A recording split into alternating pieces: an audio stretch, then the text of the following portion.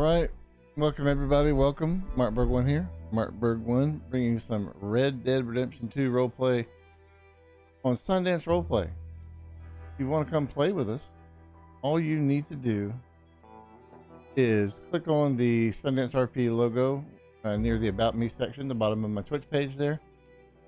That will link you directly to our Discord. Go in the Discord, get your app done, or read the rules, get your app done. We have to have a voice interview that happens on Tuesdays and Saturdays. And just get ready. Go ahead and get started. Get a head start on it. Let's go. Okay, today, we're going to be playing Baird Jefferson. We have a trial. It's called the English Davenport, or U.S. versus English Davenport, or Davenport English, whatever. This is a trial from a shootout in the Blue Jay Saloon, or what is it? It's called the Blue Jay Saloon shooting on July 24th, 1898. So let's get right into it and let's get going. Time to do this shit. I just gotta make sure I click on the right fucking character today. I'll get my microphone stand. Doesn't feel comfortable. Also, I think my voice sounds a little weird. I haven't changed any settings or anything. What it is. Also, we got to restart kicking off 54 minutes, so we'll just see. It'll be a quick BRB. And the trial is at 3 p.m. Eastern, which is 2 hours and 54 minutes away. Excuse me, 1 hour and 54 minutes away. I initially wanted to log in at 12 today, but I had to get my head cleared up. Get hyped up. Now we're ready. I don't really have any music for Baird Jefferson, so I just bang out some Sean's music. Kind of gets me going. Why does Baird have so much fucking money?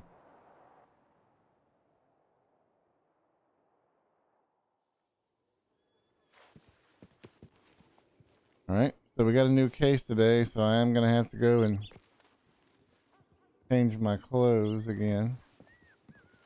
Or first thing we'll do is we'll go back. That's what we'll do. We won't do a new outfit, but we will definitely go to the wardrobe real quick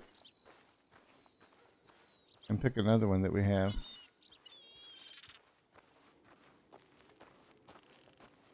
We have a new outfit every trial, or every hearing trial, whatever he attends, he's got a new outfit, or recycles an old one. So that's just kind of what he be doing.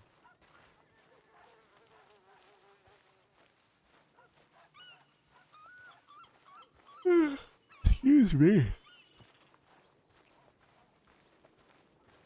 I got an excessive amount of sleep, approximately 5 hours. It was great. It was very good.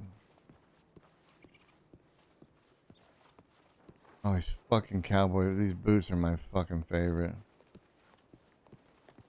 How you doing there? Yeah. What the fuck ever. Oh, sister. Yeah, I was just shocked. Yeah. Alright, let's see what we got.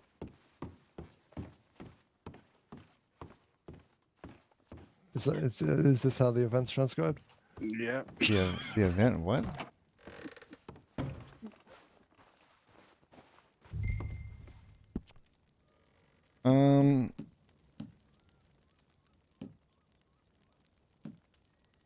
Green plaid.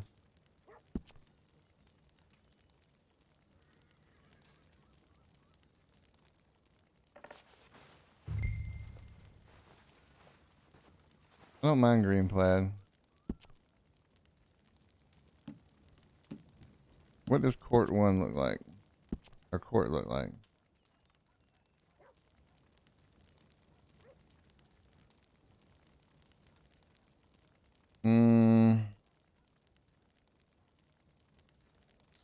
I don't know.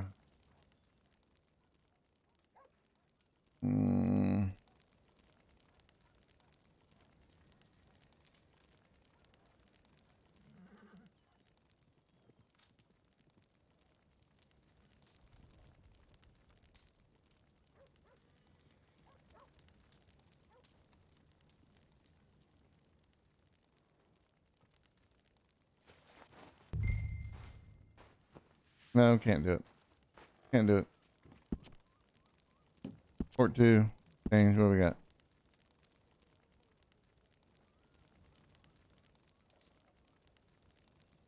Nope. Port 3. Better be bright. Gotta have bright colors, man.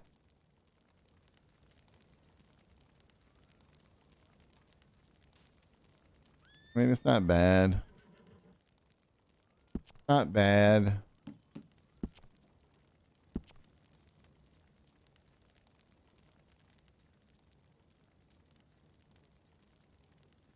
All right, that's what we'll do.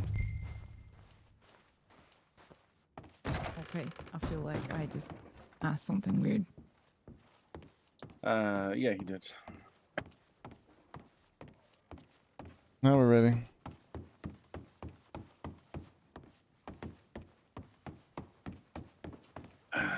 Yeah, we can do that. Just a brief one. I wanted to. Got it. Gertrude's available. Hello? What? Hey, Gertrude's sorry? available upstairs. Okay. What? What?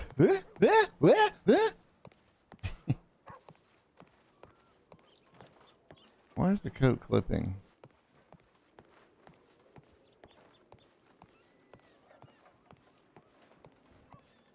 Got it. Got it.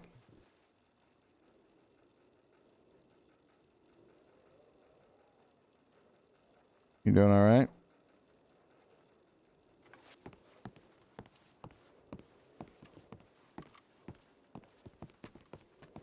Can you hear me at all? I can. Can you hear me? Yep. Yeah, I got you. I had a bit of a dry throat there. Sorry. All right. I just bumped into Miss Sanders, and I did not catch the other gentleman's name, but they asked me if they could use the. Well, they wanted an escort for Mr. Davenport.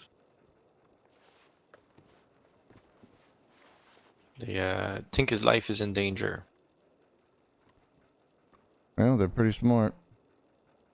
So I told them it's usually customary that we escort people. Now that he's on bail, I said she can ask Saint Denis. I don't think it will be a problem. And I let them use the telephone in the law office, but no one answered, so she's writing out herself. All right. So first thing we got here, you gonna be a marshal? Or you gonna be a prosecutor? Well, if all goes well, if I get the option as a prosecutor, I was going to leave the marshals to pursue it full time. Nope. I'll make you the offer right now if you want to do it.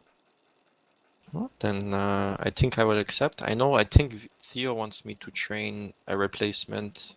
I think he has someone in mind, so if we could have a transitionary period of maybe a week. I believe that's acceptable. Yeah. As long as you're available for trials and hearings or whatnot, where I need some assistance. Of course. All right. So yeah, go ahead and get that knocked out. But you got something a little bit more fancier for court. Yes, I'll definitely change. Yeah, go ahead and get that taken care of. When you come back, we'll start reviewing the case. Perfect. All right. Thank you. Is anything in mind you have specifically for the clothes, or try to emulate you? Somewhat in the area of me. It don't have to be as fancy as me. I change clothes for every trial. I like to have something a little bit different, but whatever you feel good with, as long as it's in some type of dress fashion. Okay. You don't have to I'll wear a see bow you tie short or then. anything. Yeah. I'll see you soon then. All right. Thank you.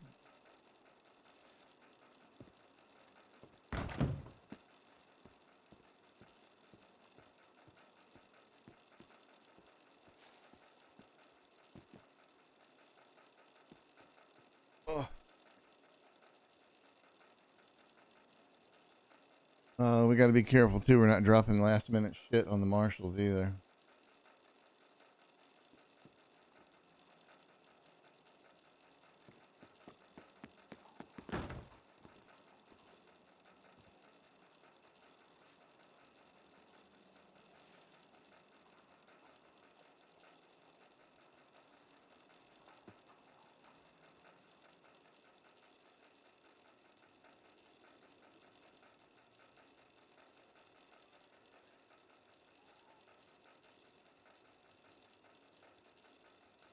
Hey, Purple.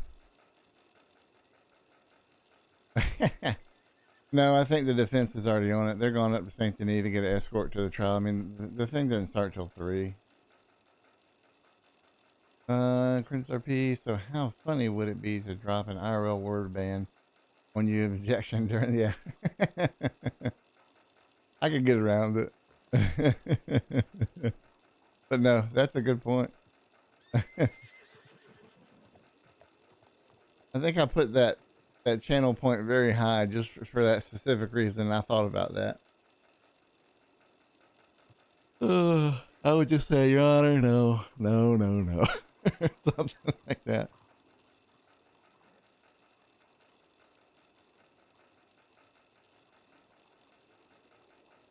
All right, so today we have on the court docket Blue Jay Saloon shooting, Donald English and Todd Davenport. U.S. versus Davenport English, what I titled the stream.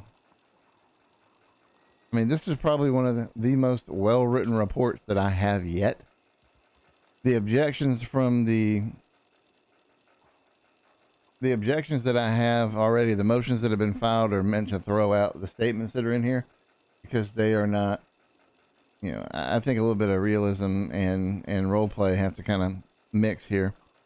But they're taken from other people and rendered in a report, which is fine. It's a record of a verbal statement that was made to them. But we were supposed to get testimonial stuff today that hadn't come in yet. But if it comes in, it comes in. If it doesn't, it doesn't. That's fine. We can move forward what I have.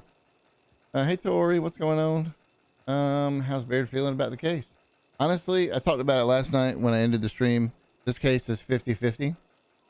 If anything, it goes 60% prosecution and 40% defense, because this is strictly a self-defense case.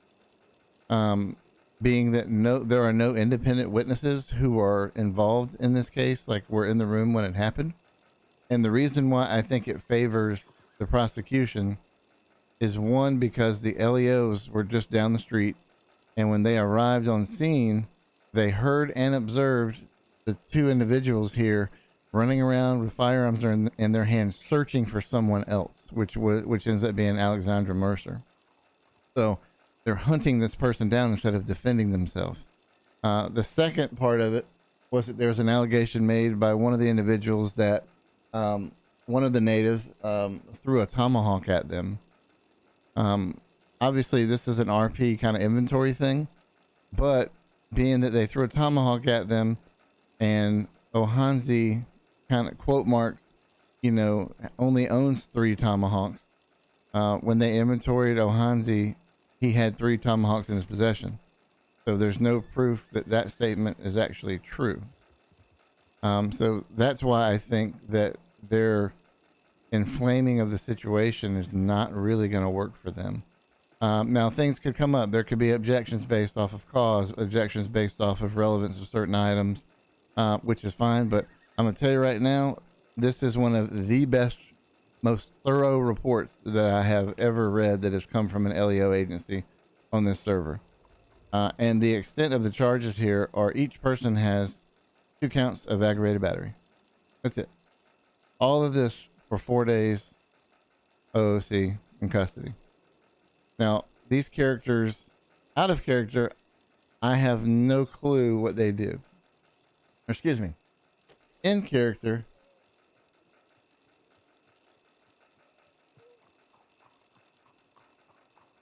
I have no idea what they do. Excuse me. But I know that there are statements that are made in here that makes me suspect that there's some, you know, nefarious things going on. Out of character, I think these are puppet master characters. But again, that's nothing that I could use. They were also objecting to the medical reports, which I didn't understand. Because the chief complaint is patient presented with flesh wound from small bullet in the right shoulder, no signs of muscular tearing or bone damage. Notes was shot by Todd, as told by other witnesses. Blue vest, brown coat, big beard, brown and ginger. Conclusion, flesh wound, clean, stitch up. Yeah, instructions, okay. Scarlet horse.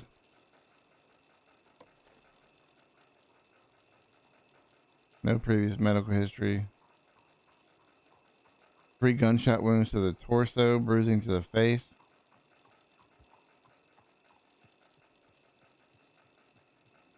Blue vest, brown coat. Bar tab for sure. What's up, Rich? How you doing, buddy? Oh yeah. Mm-hmm. No, I dig these type of characters. They get really in depth.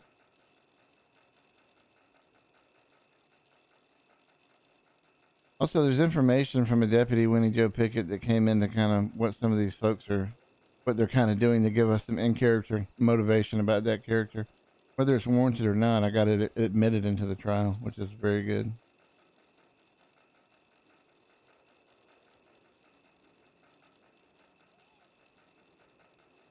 By the hand.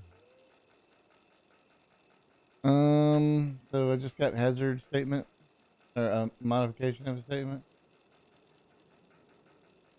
We'll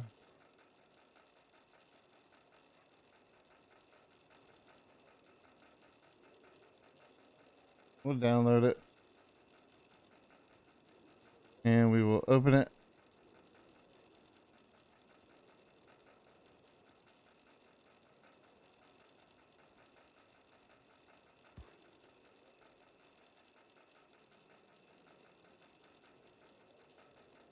They even need to ask Ohanzi questions. First time Ohanzi got paper, man, English. Ask talk Ohanzi because man, English hear what happened. Van Horn people want no more. Ask, get paper, word, man, English. This time talk lie. Says Washashun have much anger Ohanzi, but know this lie. 1 moon before Ohanzi talk Washashun and many Akota town strawberry. But paper word to say want talk, ask Ashu and Ohanzi. So Ashu and Ohanzi talk together and ask how can do, but before can tell to English. Ashu get another paper word. This paper word come from Fat Man Saint TP Gunsmith. This person say English person come English. Or come gunsmith, Saint Tippy, make problem, talk much lie, same lie Akota people have much anger. Ohanzi want talk Washashun, go town water is black. Put paper word Washashun. I guess that means telegram is what I'm thinking. But when leave place, make paper word, find Washashun town water is black. So Washashun this thing, Washashun say much lie. Together go meeting place. Meeting happened down Valentine. Go town. Man blue stand Oblo. I don't know what that. Damn it, I can't pick that one out. Man English stand middle. Ashu talk man English. Man English speak much lie. Ohanzi put shappy hand. Much talk again. Man English more speak lie. Ohanzi say can't cut truth from head. Can cut truth from head. Man English more talk lie. Ashu more talk and Washashun grow tired. Come forward, make talk. Man English much surprise. Try talk more lie. Washashun say no. More talk happen.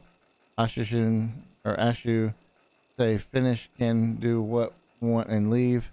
Man English ask what mean. Man blue corner take is Mashuwaga and shoot. Not remember what more. Ohanzi have 1 bullet. That's fucking great. I love that. So we're gonna copy that. And I need to make a Word document. Oh, I did. I'm gonna send some questions back to you. Actually, I'm just gonna Discord the questions to you. And then get those back to me, and however long is fine. If it doesn't come back for the trial, that's fine too. Because your other statement is very good as well. Yeah, I love the Fat Man Gunsmith. All right. Oops.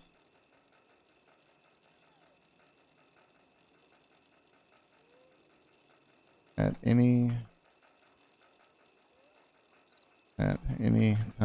did you pull out your JC? Actually, I think that statement's going to be good enough.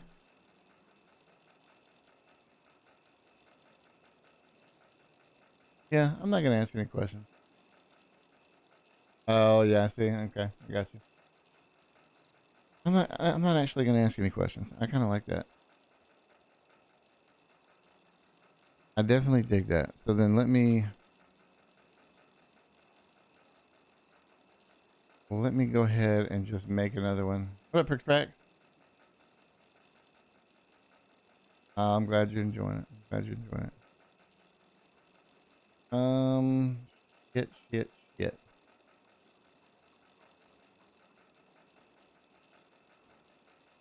I need a Word doc.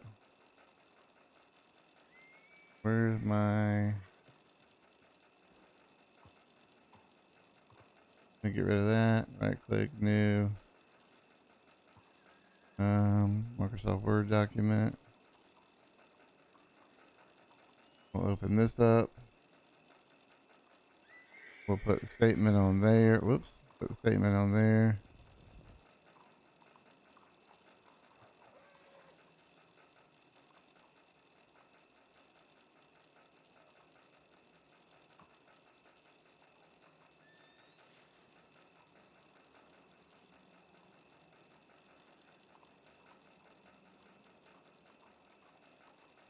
Okay. Statement from OHANZE. Right? OHANZE. Yes. Okay. And that was today, so it's 8/7/98. And then we're going to file, export. We're going to create a PDF. OHANZEE. SCA statement 8/7/98, and we're going to drop that in the appropriate folder, which I don't actually. There it is, right there. Boom. SundanceRP, cases, Blue Jay shooting. And we're going to publish that document there. Boom, there it is.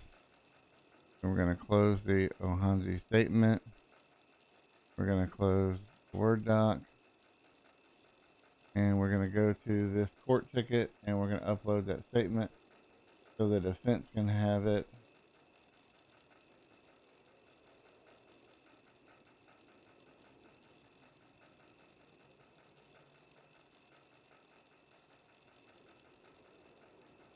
Where the hell's it down? Oh, I'm looking at jail tickets. That's why. I need to get to the court docket. Right there. So attach that. Upload file.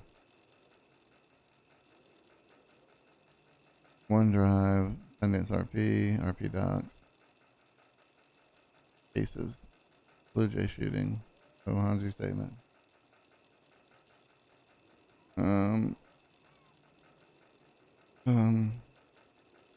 Wildflower, Tessa, at Vito. Alright, so then boom, there's a Hanzi statement in the ticket. Very good.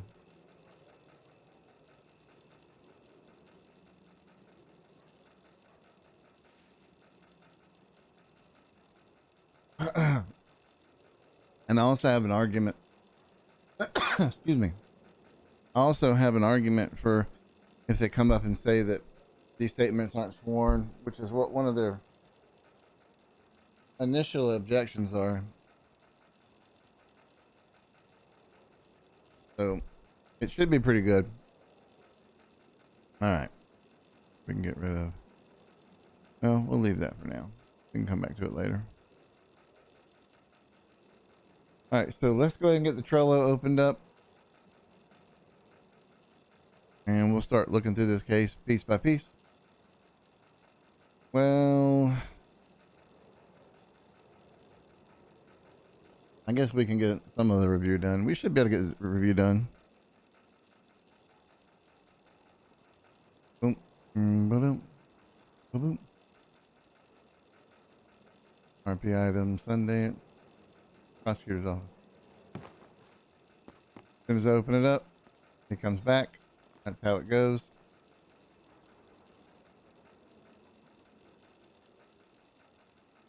Oh, what it mean? That's right, we sure do. Court case kicks off at 3 p.m., so in 1.5 hours it kicks off.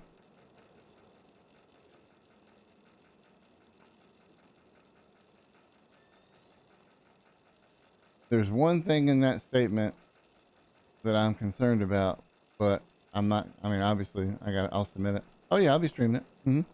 I'm just getting ready. I'm doing case review and all that. Et voila, Mr. Jefferson. What do you think? All right, it looks real good. Absolutely.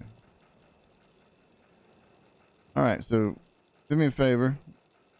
We're in a little bit of a crunch, not real bad, Okay. but go ahead and kind of open up, sit down, open up the files there, and go to the Blue Jay shooting, Davenport in English, and we'll start at the top and just kind of go from the bottom, kind of real quick, talking our way through it. Okay, just a moment.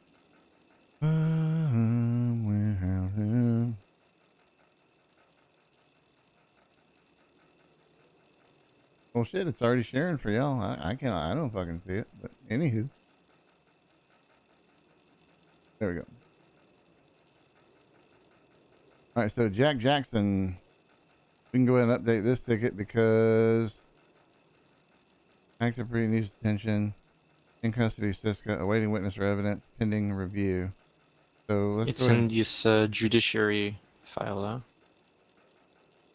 No, it's in the prosecutor's office file. You should have access.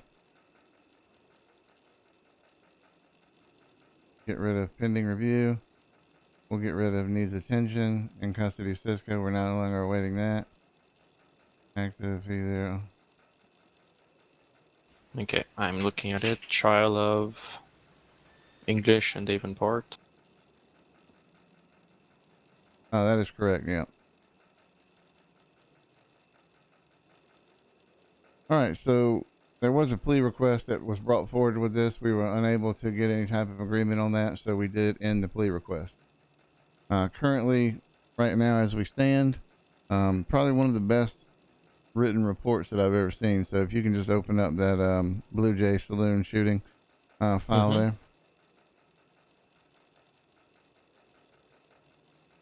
I'm looking at it, yep. All right. So what we have here is we got the two individuals identified, and we'll start off with the first one. And we'll just go through it. I'll read it aloud. Blue Jay shooting, Valentine, New Hanover. Statement of Deputy Marcus Thatcher, myself, Deputy Sheriff B. Vernon, Deputy Nick Brower, Deputy Recruit Horatio Silva, Deputy Recruit Jack Redmond. We're in the Valentine Telegram Station when we heard shots ring out towards town. As we rode into town, we saw two men, Donald English, Todd Davenport, running around the outside of the Blue Jay Saloon with guns out. I can't remember the exact quotes of what was said, but it was clear they were communicating mid-firefight and looking for one more person, a female. They were asked to surrender, which they did. Inside the saloon, I immediately saw 4 injured natives who had all been gunned down. They were escorted to the cells in the Valentine office, and the natives plus a native woman found outside were taken to the doctor's office. Once all statements were collected, it was decided by Deputy Sheriff B. Vernon that the pair would receive 2 charges of aggravated battery each, to which they pled not guilty. The natives were cleared of any wrongdoing. English and Davenport were taken to Siska to await their court date. The natives were a code of people consisting of Chief American Horse, Brave Fox, Ohanzi, Teka, Scarlet Horse, and Alexandra Mercer. That was where the confusion that I had earlier. All right, so this statement, very importantly, kind of brings us into these individuals hunting for someone at the end after the situation had been concluded, which is one of the big things that I'm going to push for, as far as they're most likely going to be bringing a self-defense against this. So they were actually actively out hunting this female from this deputy statement, from what they overheard. So that's one of the most important statements in the case right there. I imagine they'll also argue that as part of their self-defense, that they were in fear of their lives. That's why they were looking for the last person. Yeah, well, I can't be in fear for your life if the last person's not in the area. Anyway, but you're right. That's what they'll definitely push. Next statement from Deputy Sheriff B. Vernon. Myself, B. Vernon, Deputy Marcus Thatcher, Deputy Nick Brow, New Hanover recruit Horatio Silva, and West Elizabeth recruit Jack Redmond were outside the telegram station on our horses, about to go on snow patrol in Amberino when we heard several shots coming from town. We quickly rode into town when we saw two men, later identified as Donald English and Todd Davenport, run from behind the Blue Jay Saloon with guns out. So they're coming from the rear. We immediately told them to stop, and they willingly stopped and put their hands up. I had to stop Alexandra Mercer from entering the store as one of the men shot was her husband, Ohanze Exeka. From there, all the natives that were harmed in the incident were taken to the doctor, and two men went with deputies, Thatcher and Brower. I stayed with the natives and gathered their statements before sending them on their way. The two men were remanded to Siska. So this statement's not a good statement because it does confirm that they were coming from the rear of the building, which we'll see later on. It doesn't appear that's where that person departed, but we will see. All right, next section. Or do you have any comment on that one anymore? I mean, I know it's a base statement. There's pretty similar to the other one, but any comment on that before we go to the next one? It helps the argument that they're running from the back, likely to avoid crossing any law enforcement or further witnesses, which we can use in court. Very good. I like that. You're making notes right now, right? Yep. Good. All right. Next, Deputy Marcus Thatcher statement. It's okay. Deputy Marcus Thatcher statement from Donald English. All right. So this is a statement on verbal communication with Donald English. The day before, English and two friends were approached by a native chief American horse while English and company, I was assuming that meant, were talking about the Van Horn gang. English owns a mining operation in Ansburg, concerned about Van Horn gang due to the proximity. Chief, in this case, Chief American Horse, said Van Horn gang was targeting him because a native fired an arrow into Van Horn. American Horse suggested an alliance between the mining company and Dakota, since he doesn't like civilians getting hurt for no good reason and dislikes Van Horn gang. I guess this is where Marcus Thatcher brings in his opinion for what was said. This is a lie. He told Winnie Joe that he wants to work with them. So CPOI, person of interest, Donald English, which is attached to this case. The same day he spoke to a friend. This is back onto his statement here. Same day he spoke to a friend, said a week ago that Ohanze was shot at by Van Horn gang. A friend also said Ohanze went back to Van Horn to fire arrows into Van Horn. English initially refused to give this name, but when pressured, he later revealed his name was Lasamber McCullen. English telegram, Ohanze and Alexandra Mercer wanted to confirm if Ohanze had shot arrows, supposedly not to oust him, but to help the tribe. Naturally, Mercer and Ohanze were angered by this, and English refused to tell the name of the alleged source, saying Ohanze more and more removed his tomahawk, saying that Ohanze more and more removed his tomahawk from belt before Mercer and Ohanze, before Mercer said, Ohanze, you deal with it. Ohanze then allegedly threw a tomahawk at Todd.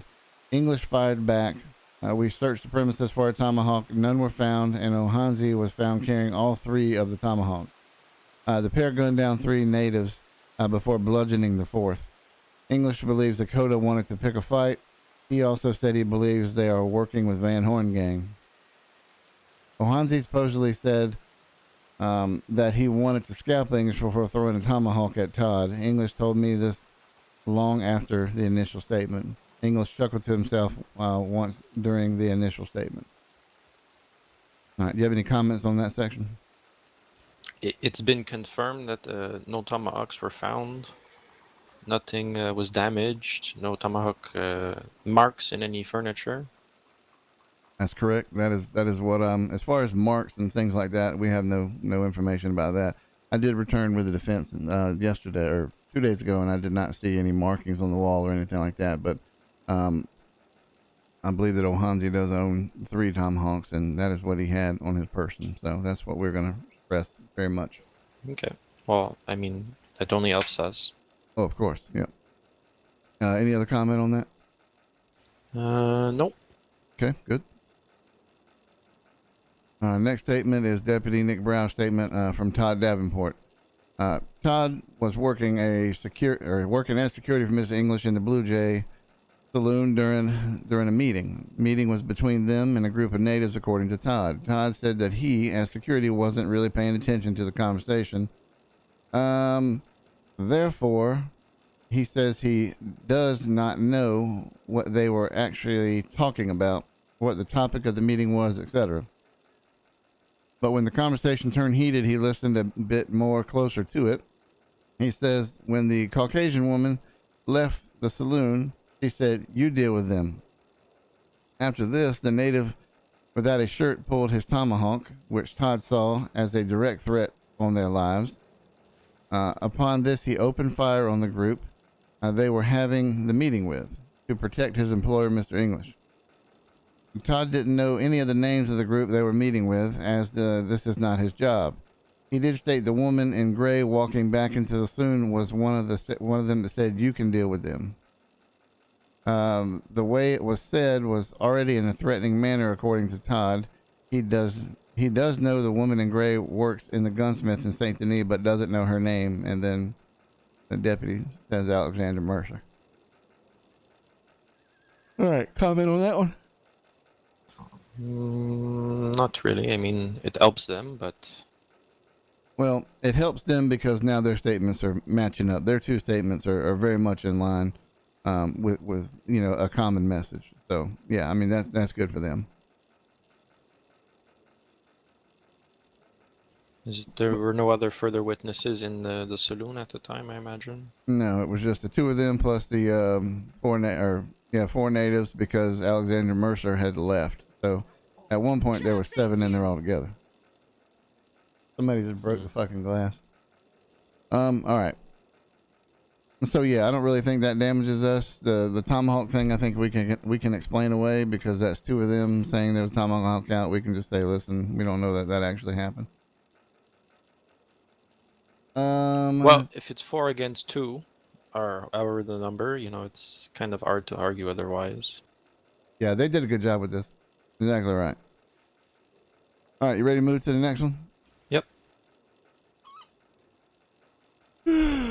Excuse me. All right, Deputy Sheriff B. Vernon's statement from Alexandra Mercer. This statement was written and signed by Alexandra Mercer. Myself, Ohanzi Teka Ohitka, Sangila, Washashun Chasanka, and Haluda came to a conversation with English. He was wanting to speak with us in regards to the Van Horn gang. Had also gotten a telegram from Francis Cotter, see attached, which it is attached, that he had spoken with Donald English, but got a bad feeling from him. The telegram reads, I just had a Donald English in here saying that the Okota are angry with you, with your husband, and that he wants to broker some peace. This English wants to solidify his alliance with the Okota. Might want to let your husband know. I also pissed off this Mr. English. He strikes me as a snake. That telegram was on July 24th, 1898. Okay. Honestly, I don't really think that helps us or hurts us. Not really. I mean, we could argue that... I mean, there's a purpose for the meeting. It wasn't anybody seeking anybody out to harm each other. It was just, hey, go talk to these people and get this figured out. Of course. Looks like he was heated when he went in. It could be a business deal gone wrong. Exactly. All right, good. We'll spin it when we can spin it, actually. So that's good. Next one. Ohanzi and I then spoke directly with Washashun to talk about the Akota and their anger. This was not the case, and it turned out English was twisting words, seeming to try to pit people against each other. We agreed to meet in the small saloon, and Washashun kept quiet with English while English spoke. English did not recognize the members of the Akota and spoke freely to me in regard to this while Washashun listened. Washashun will attest that his words to English from their prior conversation were being twisted. I then informed English that our relationship with the Akota was just fine and asked Washashun to step forward to speak. English seemed shocked and afraid and started stuttering to try to cover for himself, but Washashun and I wouldn't listen as we had heard enough. English tried to insinuate that your people, in quotes, meaning the native people, get upset over any little mistake or misunderstanding. This flared some tempers, but I mediated, keeping everyone calm. When we got information from English saying someone had accused my husband Ohanzi of firing weapons and firing arrows into Van Horn to antagonize the gang there, I know for a fact that this is untrue, as Ohanzi has mostly been in my and Makwa's care, recovering from when the Van Horn gang shot him nearly a week ago. I then demanded to know what was spreading. The rumor of my husband firing arrows into Van Horn, and English refused to give this. This is when I told him I have no further words for English and nothing more to discuss, and let Washashun know that conversation was his to continue, and left. I wasn't even to the gunsmith porch when gunfire rang out. I ran backwards to the saloon just as the deputies arrived to see what had happened. All right, so we can definitely, based off her statement here, and the statement of the deputies when they arrived on scene, that Alexandra Mercer was not in the location at the time, and separated from the incident, so that the only people were in there were the 6 that are in the incident. I think this helps us that there was an attempt at dialogue here. The dialogue didn't meet any type of benefit, so they were leaving the situation, which is what Alexandra Mercer, in her frustration, expressed by saying, "You deal with them." At least that's what I take from this. I think that's a fair thing to say, and helps us again. All right. So just a couple more here, and then we'll take care of the storm. But this one is Deputy Sheriff B. Vernon's statement from American Horse. American Horse is Washashun Tashunka, or Tasunka, and it's also signed. Myself, Ohanzi Ateka, Ohitka, Sungila, Talat, Tasuka, and Alexandra Mercer were talking to Donald English and his guard in the small Valentine saloon about rumors he was spreading about myself and Ohanzi being at odds with each other. During the talks, he stated he got that info from someone else and refused to disclose it. Because he refused to disclose the info, Alexandra left annoyed, being done with the talks, and I was looking him over one last time before starting to turn to leave. At this moment, the guard Todd started shooting at the 4 of us remaining in the saloon. He shot at us with a Mauser. Also, be advised, there was no Mauser located in the suspect's inventory. Hey man, I'm doing my best, Hazard. We can probably get a few more. Actually, we can probably finish this up, to be honest with you. Any comments on the American Horse? I imagine they did find a firearm on Todd. Yeah, didn't find a Mauser apparently, but we can verify that. We can also look at what they seized. Okay. All right, next is a Go ahead. The defense might try saying that they identified the wrong pistol and tried to use that to thwart the attempt. saying, Oh, oh, yeah. they don't even know what weapon was used, so how can you Mhm. take this as a credible claim? So that's just maybe we avoid the type of weapon Yeah, I in wouldn't. conversations. I wouldn't definitely bring it up, but if they did bring it up that there was an inaccuracy in the report, then I would just argue that the person who got shot in the back would have no idea of what, clearly know And, what idea that it is. Yeah, and under duress too. exactly. Perfect. Right. All right. Next is Deputy Sheriff B. Vernon's statement from Brave Fox. This is a statement that is, all right, a little bit different than the other one, but let's see. We were speaking, it's a quoted statement, which is good. We were speaking to them about something, and she, Alexandra Mercer, left because her part of the conversation was over. That's when they shot us. None of us drew weapons. Ohanzi and his tomahawk. Ohanzi had his tomahawk out, but did not raise it. Motherfucker. At what point was it taken out? Was it out the entire time, or? No, it wasn't, but that is not good for us. It does show aggression. And It doesn't everyone else show- conveniently left that out. No, I don't think so. In the new statement that was submitted, I believe he does mention it. I just don't know the name for the item. Okay. Yeah, it would have been. Damn it. All right, that's fine. We can argue that it's it's aggression, but it's not initiation, where he's not trying to attack these individuals. He's trying to bring home a point in a discussion that they're trying to make. But again, that's going to be difficult. And plus, holding it in your hand is not a threat to a life. It is an escalation of a conversation, but it's not a threat to a life. So that'll be my counter argument to that. We can also try to establish when the tomahawk was out. If it was out prior to the conversation turning hostile, it'd be hard to argue afterwards that they shot him because they felt threatened. Now, if it was heated and then he pulled it out, that would be harder for us. Yeah. All right. Well, we were just trying to have a conversation. She, Alexandra, left and said she would let the rest of us finish the conversation. And Ohanzi said, "What now?" to Washashun, and they, English and Davenport, took out their guns and shot us all down after she would let the rest of us finish the conversation. English drew his weapon first and fired. I was just treated for a gunshot wound a few hours prior, so I had no intention of getting into any sort of altercation. It was a graze on the shoulder from the incident. Any comment on that one? No. All right. And definitely make a note if we have to. I'd prefer not to put Brave Horse on the stand. They don't have to. But if this gets picked up by the defense, then obviously we'll have to have that counter argument standing by.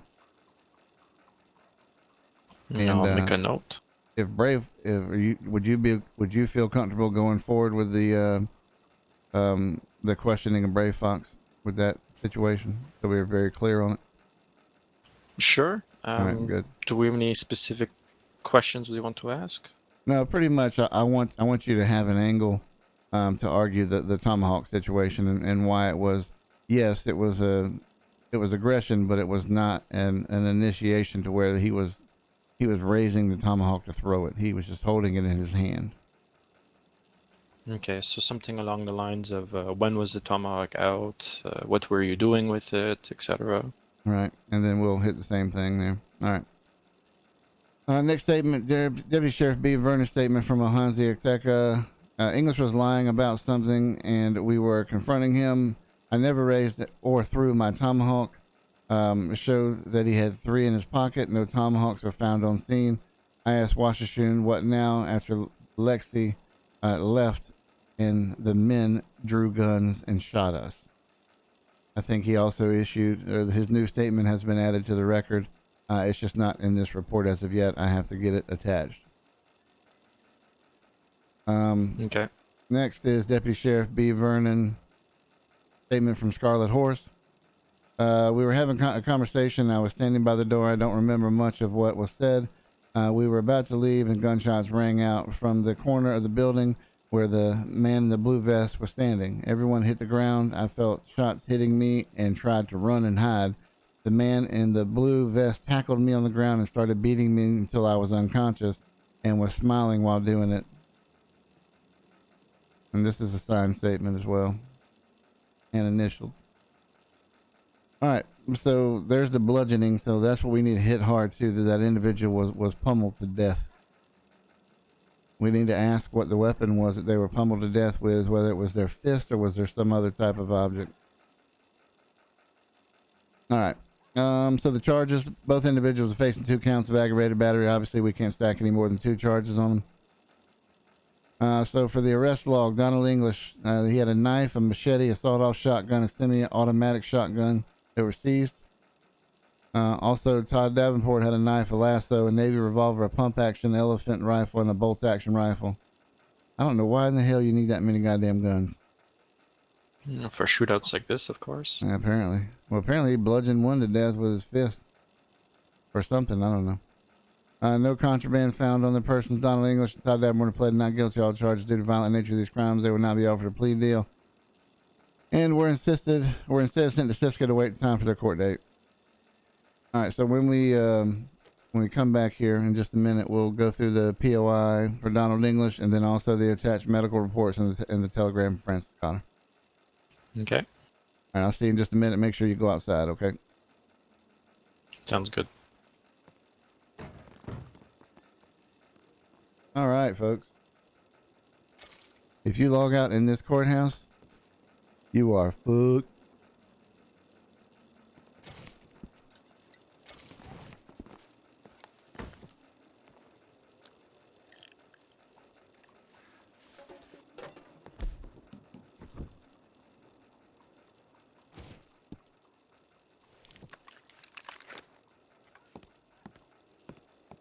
All right, get outside. I will say Baird looks good today, but Baird doesn't look as good as he looked yesterday.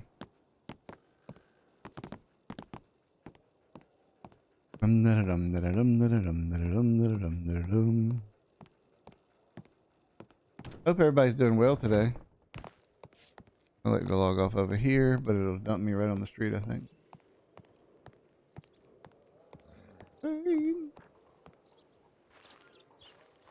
How you doing, ma'am?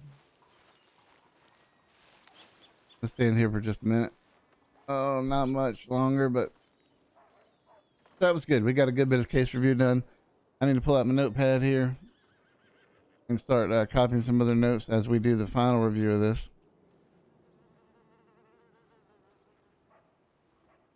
I mean, because most of it, I'm just going to write down special points that I need from special witnesses. But other than that, it's asking me how these people were victimized while they were there, if they're able to be here today. The statements are written very well, so it should be okay to go from there with it. All right, so let's go ahead and put up the BRB. We're gonna F8 quit. I'm gonna use the restroom real quick and write it to restart. We'll be ready to go. Right back.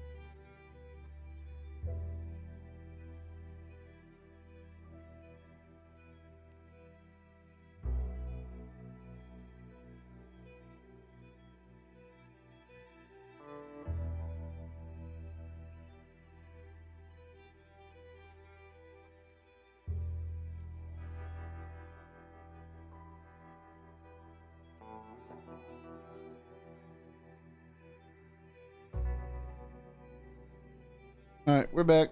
The server should be good to go now. Man, let's see if we snipe. Let's see if we can. Let's see if we can snipe this.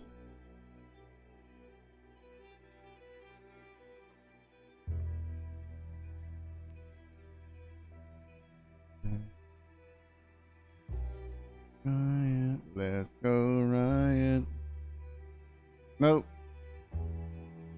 Oh, I got number 2. Harry or Bernadette. Got me.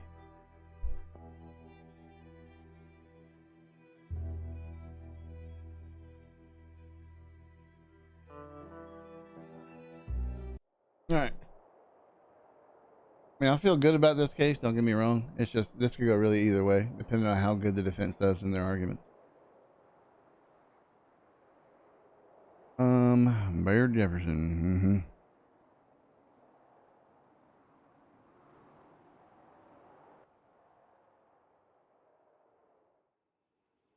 Okay, so P/hat.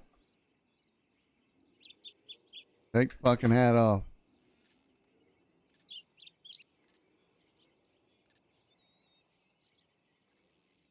I mean, he's all right. Baird's okay.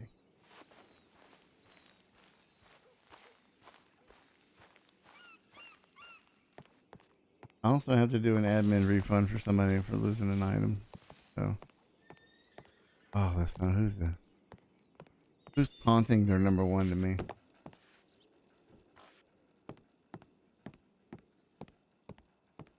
Who was taunting their number 1 for me? Or in front of me? Yep. You doing all right there?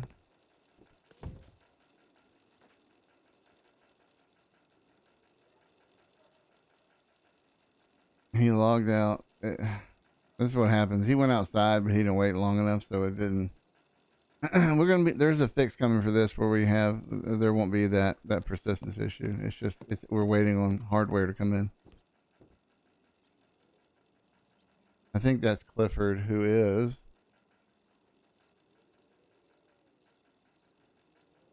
I don't know Clifford's Steam name. I'm looking for him right now. Anytime you log into a location like this Y map, which is underground, you just fall. That's why you don't log out in here. But again, he didn't log out in here. I heard him go outside.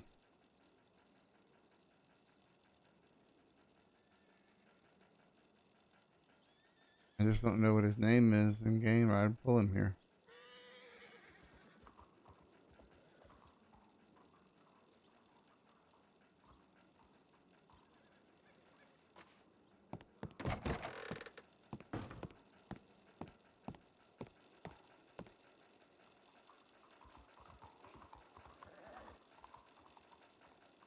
I think sometimes it logs you in right outside the door. Yeah, there he is. He's here.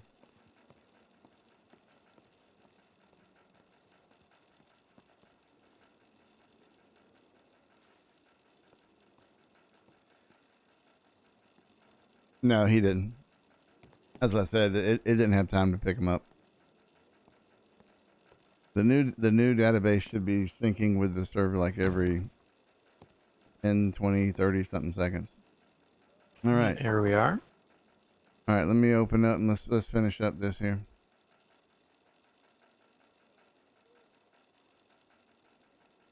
All right.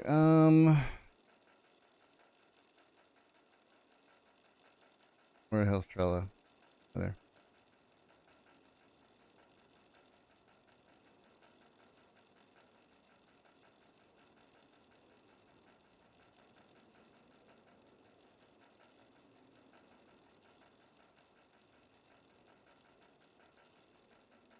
All right, so this one is a person of interest. This was filed by Deputy Winnie Joe Pickett. Do you see that attached to this case?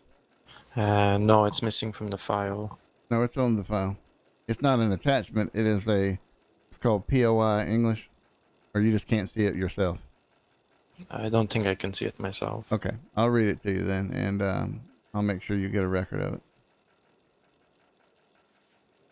Okay. I, Deputy Winnie Joe Pickett, was headed towards the telegram office from St. Denis Sheriff's Office when I noticed two horses, one of which was unhitched and standing on the footpath. I noticed two men talking in a dark spot across the office with all the columns. So I approached them and asked if their horses belonged to them. The two men then approached one of them. I instantly recognized as Tobias Katz, who instantly let me know the horse was his and he'd go hitch it after apologizing.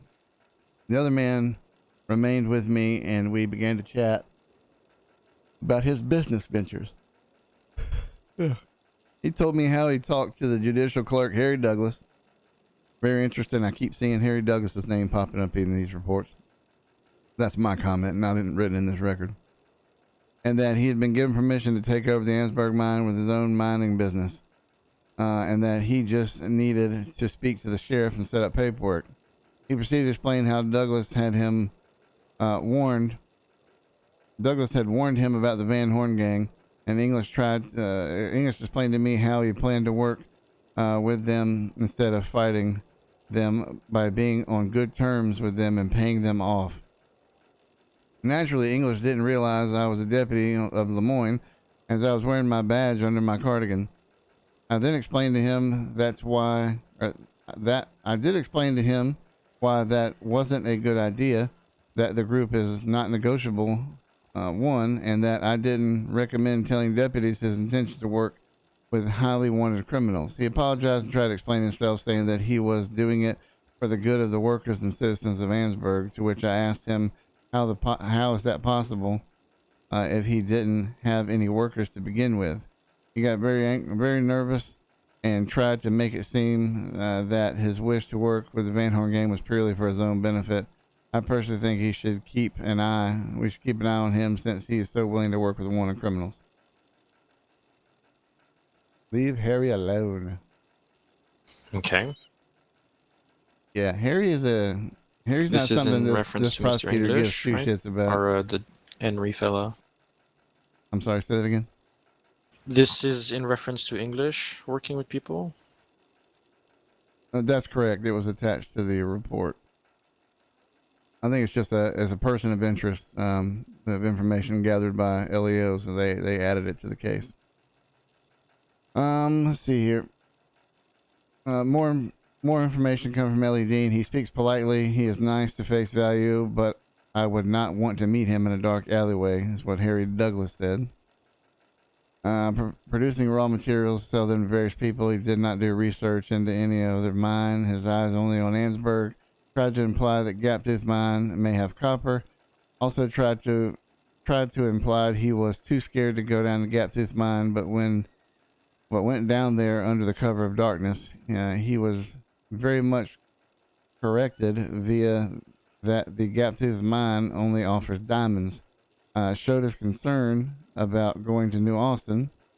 States he wants his business to supply a service of selling minerals and security to people that go to the mine.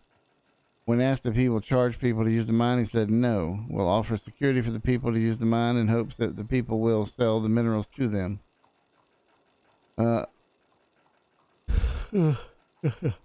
Or to use the mine, they don't want to stop people from mining there.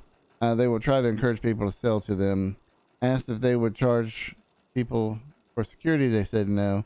There will be a quota for that his workers will need to go to get paid. This is an update from 7/8/1898.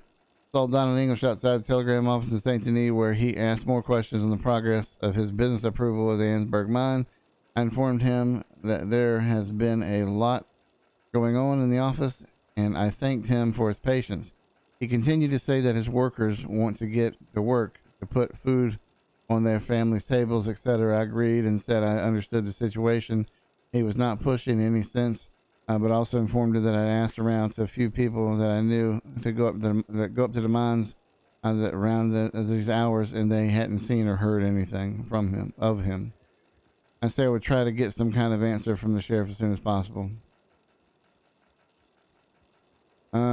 And then, yeah, it's just a telegram saying generally the same thing. Okay. All right, so that's just more of information on that individual from what he is exposed. Hang on one second.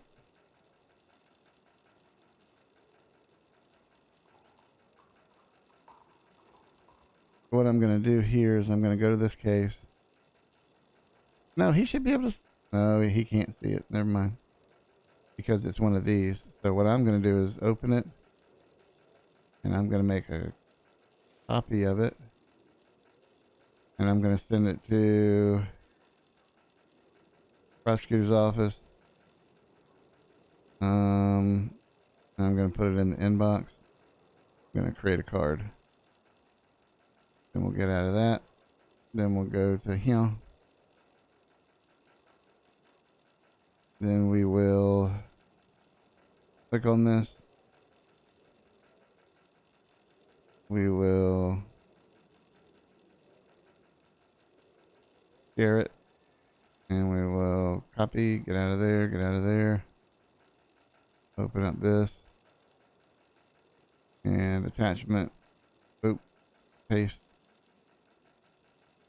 Attach. All right, you should see it now. I put it over there right on the front of it. I see it. Yeah, just disregard the one in the main report. It really doesn't say too much of anything other than some.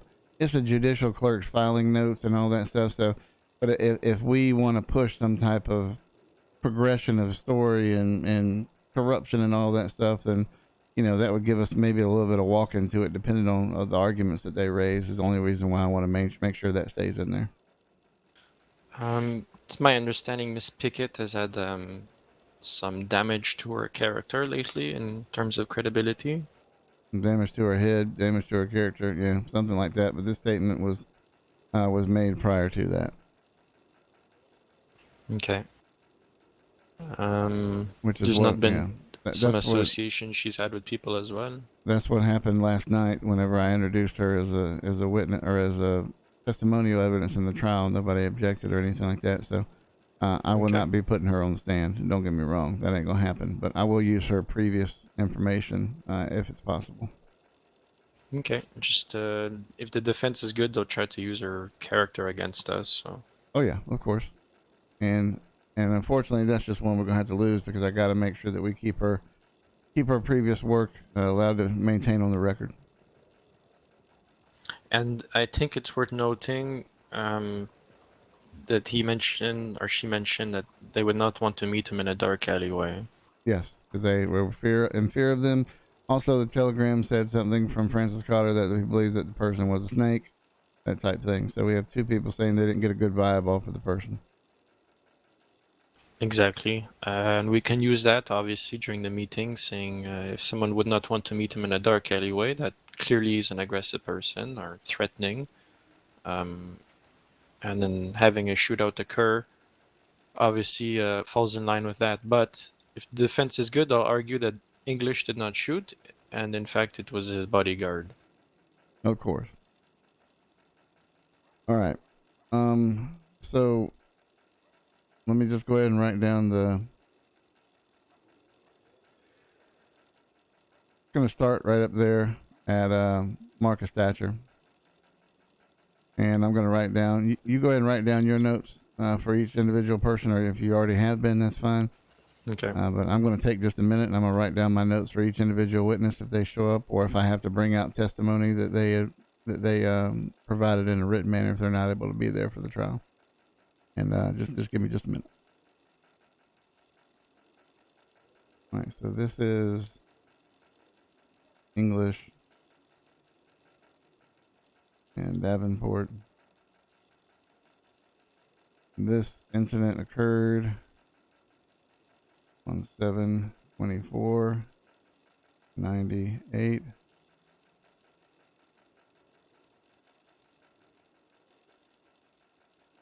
Well, I have prosecutorial issues with Harry Douglas. Harry Douglas is his name, right? Yeah, Harry Douglas. Yep. He's done some confusing things. All right, before I do that, I'm gonna send this person some money.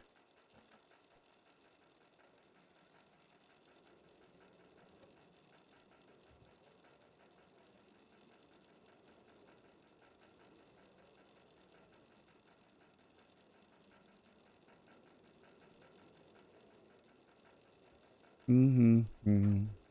Only one. Mm-hmm. 30. Right.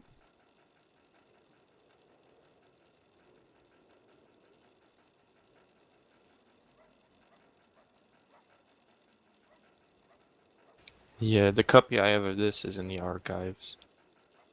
Mm-hmm. Is that where I should put my notes, or? Nope, just hang on to it for now. I'll clear the rest of it up. Okay.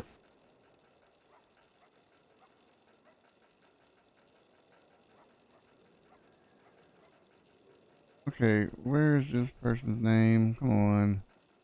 I just need to get this done. Let's go. There we go, right there. Boom.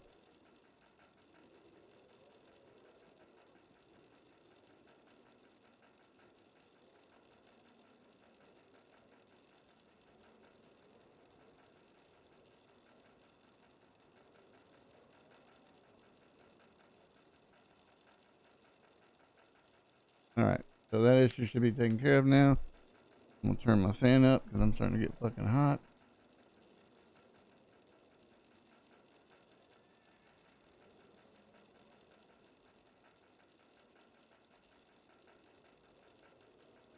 All right, let's keep going with my notes, y'all.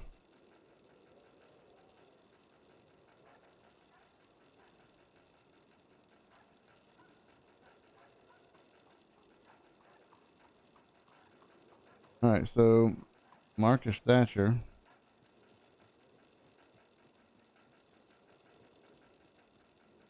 the deputy. All right, so Marcus Thatcher, the importance of this for him is that he saw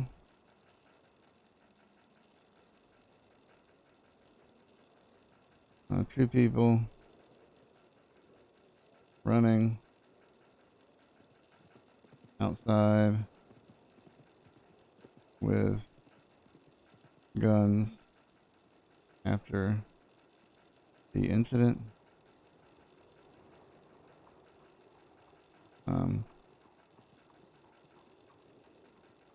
Heard interesting communication, and I'll put combat.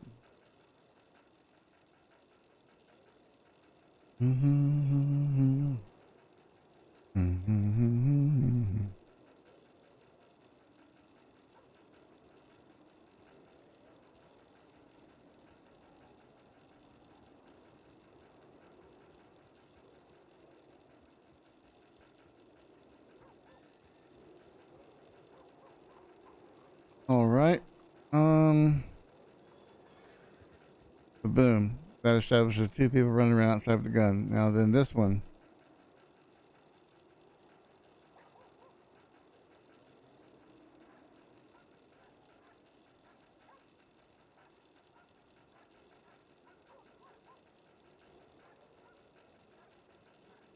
So B Vernon's statement is very similar, but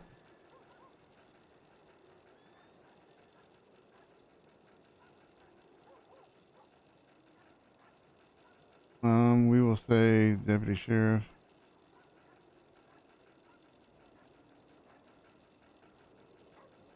All right, so the importance of her statement is Alexandra Mercer had departed the scene.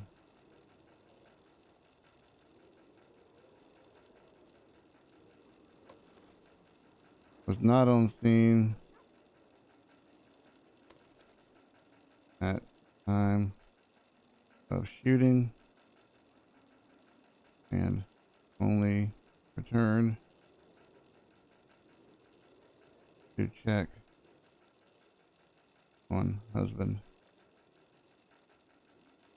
after. Okay, so that's good.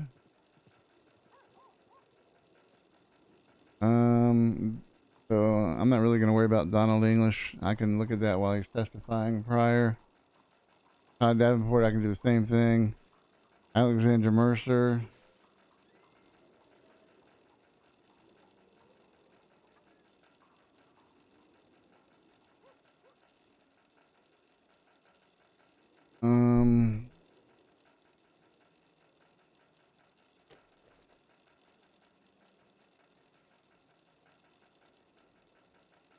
concerned about lies and motive of English. What else? What else? What else? What else? What else?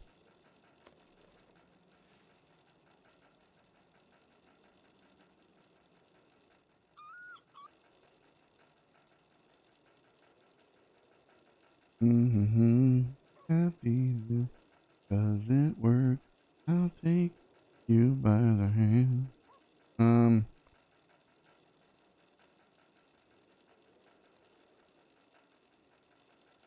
How did the conversation end?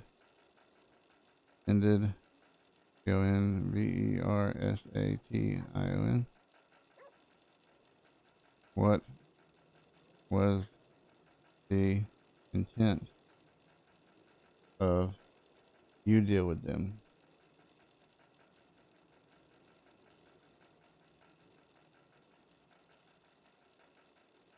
Okay, that's very good. And so she can explain that to the court.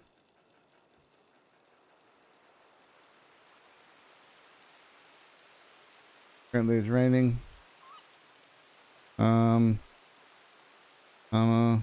Hawk intention question mark. All right.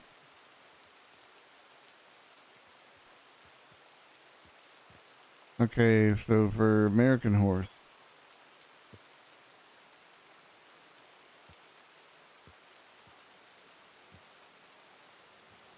So for American horse, we're going to ask about impressions of English and Davenport from different conversations.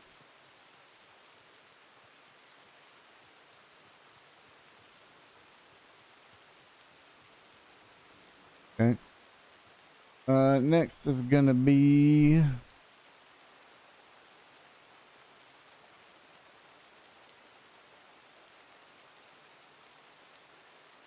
Brave Fox. I'm really not gonna put Brave Fox on the stand unless they call up about the tomahawk. So I'm just gonna make a note: Brave Fox, do not call. But we'll have an answer for that. Well, Hansi, we're not going to call, but we'll refer to testimonial evidence from the attorneys about that being there. Scarlet horse doesn't really remember much other than the blue man. Are we to compare notes after? I imagine. Oh, that's correct. Yeah.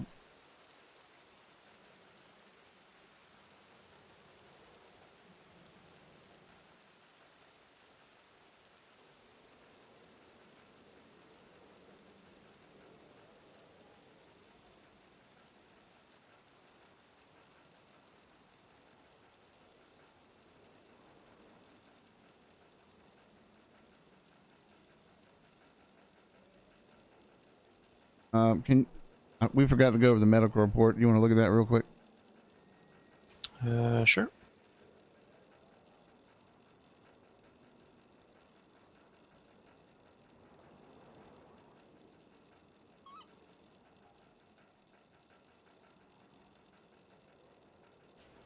Patient presented with flesh wound from small caliber bullet. Yeah, there's no. I mean, it doesn't appear to be too many things here. Also, I only have 2 medical reports here, and then apparently there were 4 people that had issues here. So, As do I. A problem I noticed. They're not pellets that were pulled out of the people. So Mr. English could argue, since he only had in his possession a shotgun, that he was not one who shot. yeah. I don't believe it was clear who bludgeoned the other person either. Oh yeah, and one of the, I think, Scarlet horse statement, she says that the man in the blue vest is the one that bludgeoned her while smiling in her face. And is it clear who was in the blue vest? I believe so that it was. Hang on.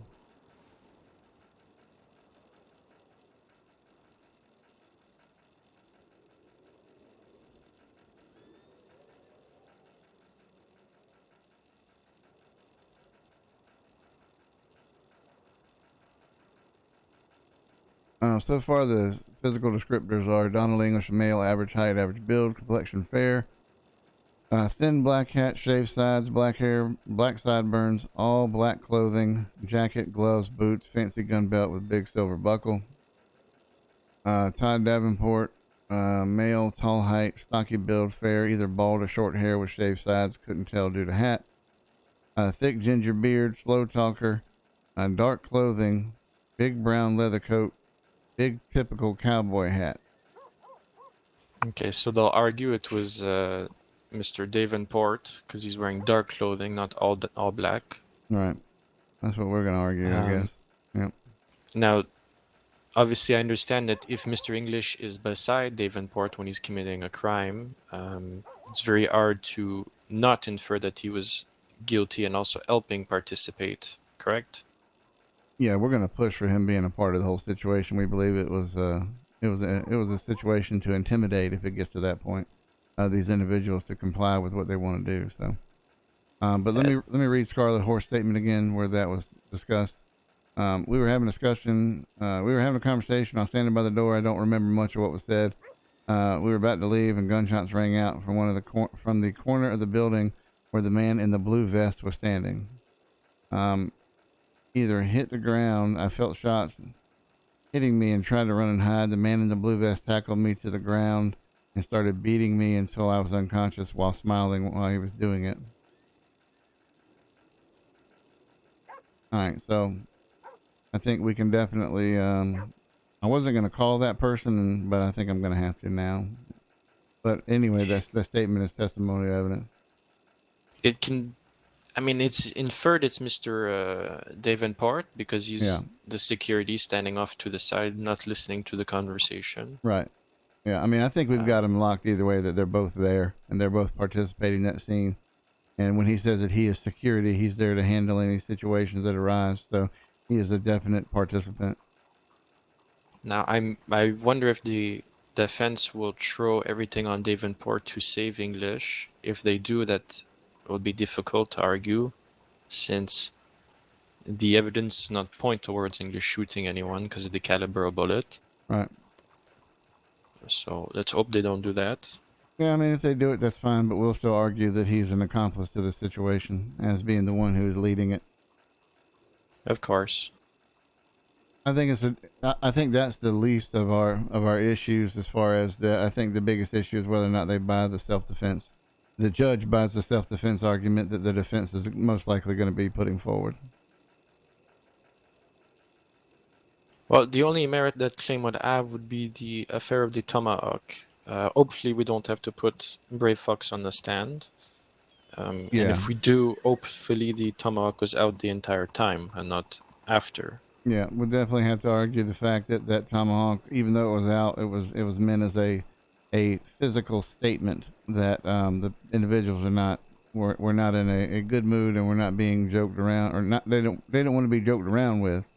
That was just the intent, was to make that physical statement. And then whenever it was escalated to gunfire, that was because the individual misunderstood what the things were. And then because of that individual's misunderstanding, there were 4 people that were down for this situation.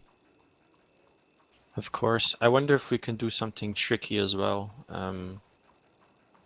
Maybe... I don't like to be sneaky now, but if it's within the law, I'll do it. Oh, maybe infer, perhaps, if the tomahawk was going to be a peace offering because of the nature of the Native American community. My understanding is if you trade weapons, it could be a peace offering. I would do that. However, that is not anywhere in our documentation, and I want to stay locked into what we have written on paper in front of us. Kind of the core thing that I want to stick with. But yeah, I think I think that can be, I think that can be something in the end. If we have lost that tomahawk argument, we can bring that up in the closing arguments about that. You know, these, the folks in this culture trade weapons, they trade food, they trade clothing. That is the currency of their people, right? Their culture. So if the Brave Fox gets called on the stand or it doesn't work out, it's just an idea to have, maybe to try to sway them. Yep, well, that'd be good. I think that's a good And That's a good I'm save sure Mr. ourselves. Fox would Talking confirm that over that is part me. of their culture. Just something, a trick up our sleeve. All right, good. You ready to head over to court? I am.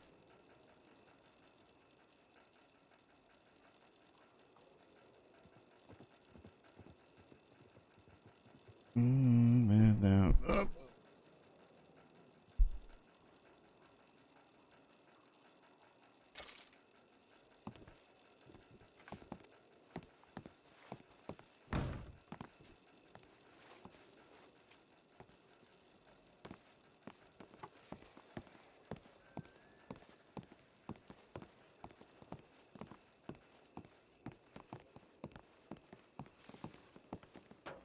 Oh, what if you can see outside of me?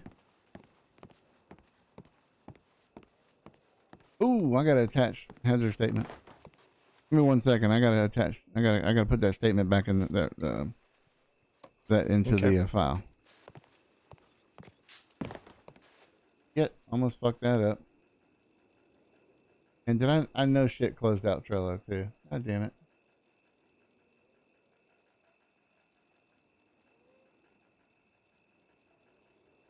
He trying, boo boo. He trying. Sundance prosecutor's office. Let's go to the case. We're gonna add an attachment from the computer. We're gonna go to OneDrive, SundanceRP, RP docs, cases, Blue Jay shooting, Hansi statement. Lickety plow, lickety plow. It has been added. All right. Here we go.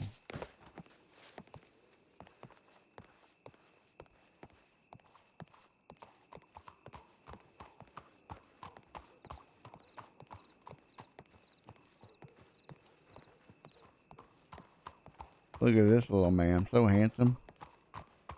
I don't like this guy coming up behind me though.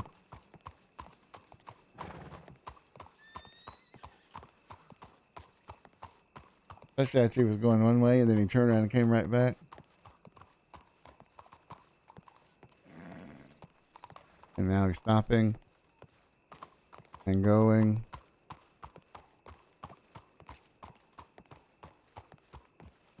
He's about to catch a Schofield, a nice shiny Schofield. About to catch him around.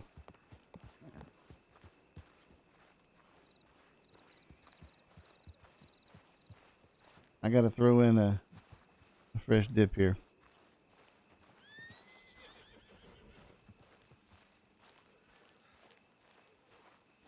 White pants. Good Lord.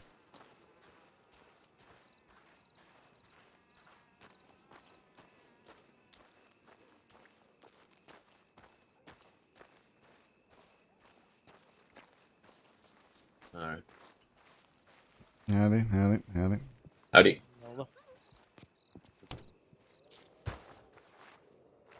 Wrong way.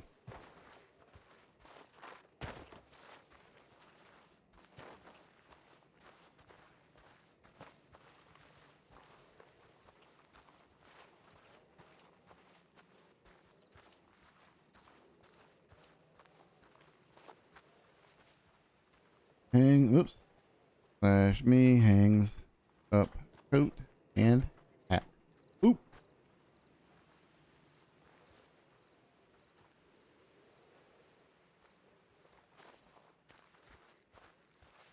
Pretty sure there's bubbling.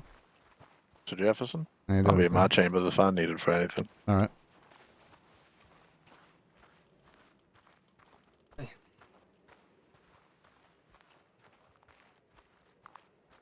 All right, how you doing, son?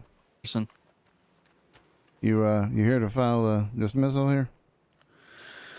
Well, I like to. I mean, if you're willing to, hell. No. You dismiss yourself, and then they'll just defend themselves. Oh hell no. Oh, okay. No, All right. sir. Just wanted to check. I do. I will say that since all parties will be accounted for, except for I believe Mr. Ohanzi, I believe from when and again, like this is from when I was reading from the letter that Mr. Carlo or Honorable Carlo had released to both of us, right? The discussion of motions and such. I want to say that the defendants of this case, our clients, are willing to go back to the original deal of that no contest plea. Of course, that way, things can run smoothly.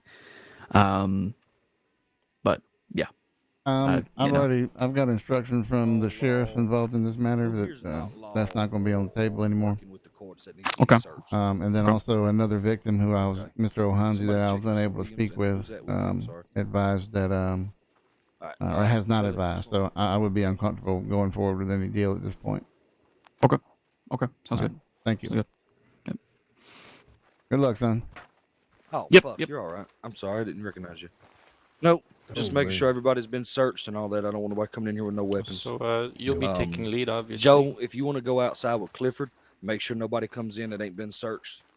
All right, And just kind of follow Clifford's lead on that. Make sure every single person gets searched, just like last come on night. over here. Got it. Okay. All right. And so I think what we'll do, all right, is I'll take lead. I'll do the opening statements. Hey, has everybody here been searched already? Also, no. oh God, I fucking hate this. Okay. I'll also do some initial, I'm gonna start with you, miss. Everybody getting a single file line initial here. testimony, and totally said yes. of these individuals when they're on the stand. If I call them to the stand, yeah. If there's something I didn't cover and the defense comes up and we need a redirect, I want you to do the redirect. If that's all right. Okay. Just turn around. Turn around for me. Sure. Make sure you remove your headgear. All right. And I'll give you if I need you to say something in those redirects, I'll tell you before you go up. Good to go. Knife on your horse. Sounds good to me. All right, good. Thanks. Next. On my back. They changed that. Okay. Turn around for me. Have you been searched, miss? Oh shit. He's asking about the fucking Bible. Go ahead then. Sorry.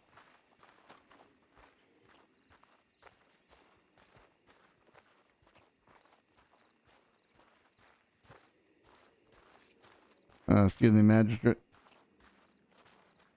Yes, Mr. Jefferson. And just FYI, Chief American Horse approached me a couple of days ago on the streets of Blackwater and said that he started grilling me about whether or not he's going to have to swear to the Bible. So just be prepared for another comment like the other one with the headdress. Well, the Bible can be substituted for a copy of the Constitution. Very good. All right. Thank you.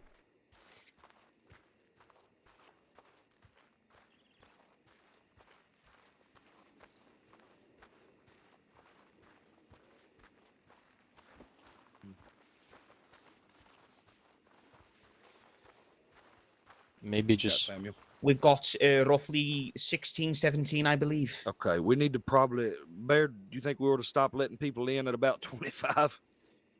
Yeah, I wouldn't go much more than 26, 27, just in case there's a witness that hasn't made it here yet. Okay, yeah, I'm gonna go over here and tell them to start turning people away after they let 3 or 4 more in. All right, good. All right. I think there's already 3 at the door now. Okay. Mr. Jefferson, Yes, sir. is there anything we need to go over? Is me being subpoenaed as a witness? What was your name, sir? Deputy Sheriff Marcus Foucher. No, let's go over here. All right.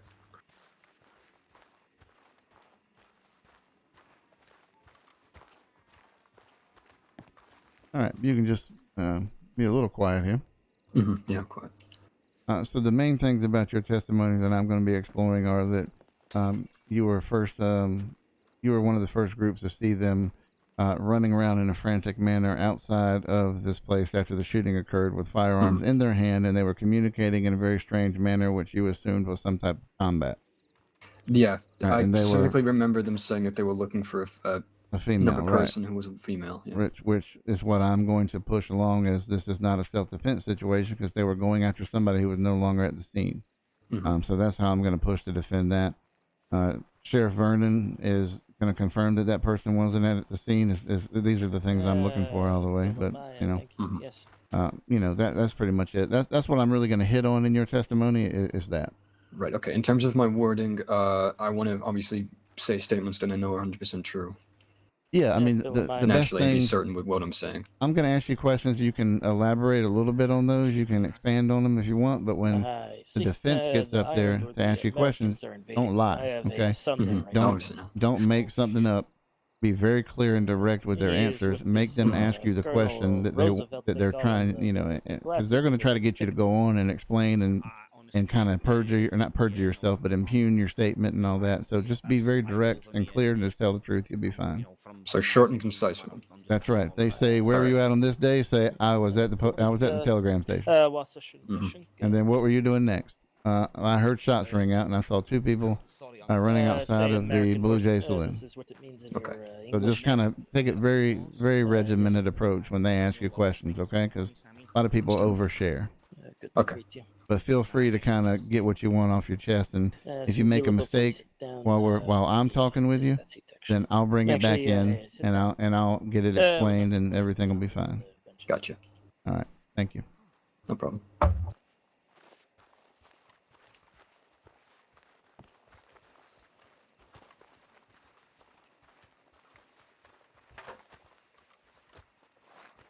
Yeah, we got to cut this off because there's already like too many. Should have been cut off a long time ago. I told Joe to only let those last 3 in. Lad to me left there. The white hair, you want to keep him? No? Okay. Good to remove your headgear, please, ma'am. There you go. All right, we're going to stop letting people in, I guess, because there's already a shit ton. Did you need to talk to B and them? They wanted me to ask if you needed them for anything. Yeah, I just talked to Thatcher. I need to talk to B real quick and kind of let her know. Can you? I'm gonna go swap places with her so that you can talk to her. All right, very good. Is that the only one you need? B, yeah. So B, Thatcher, and Mercer, and I think Miss Mercer's already in here somewhere. Yeah, she's right there in front of you, sitting under the light there. Yes, sir. All right, thank you. All right, I'm gonna go grab B for you. Yes, sir. Are you bailiff tonight?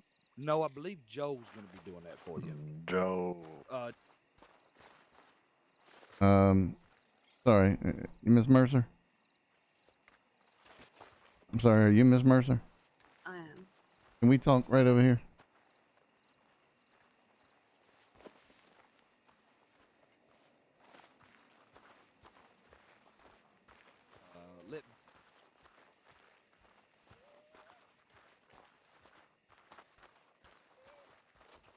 All right, so I'm going to be incredibly quiet while I talk to you.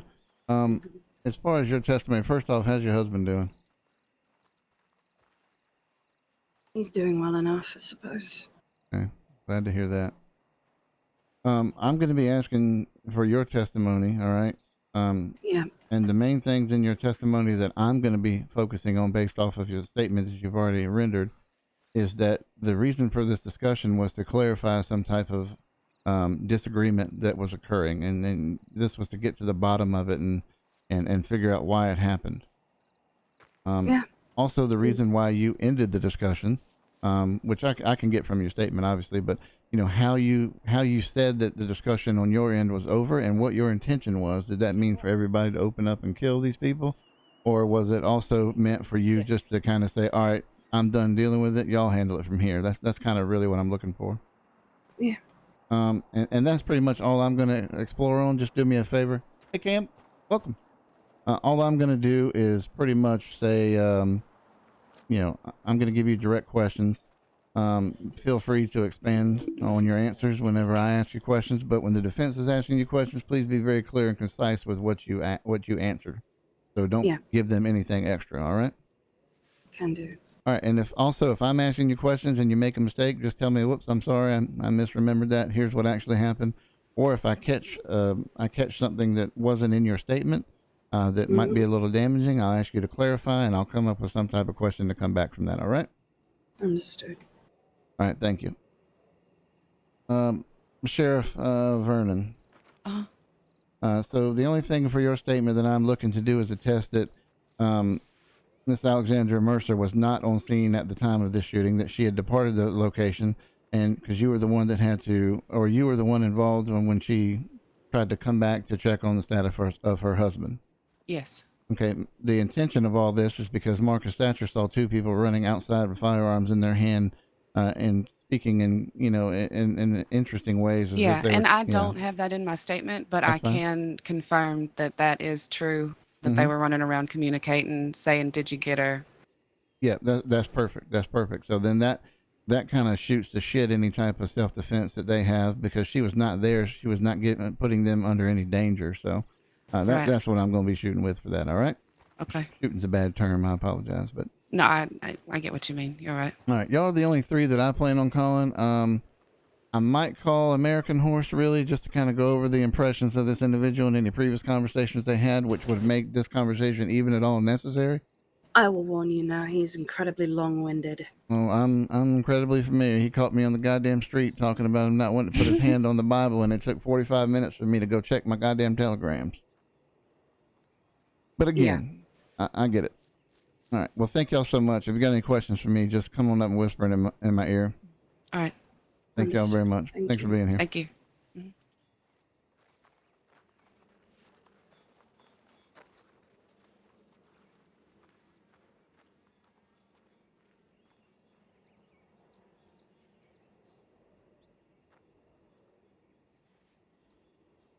Oh, Lord.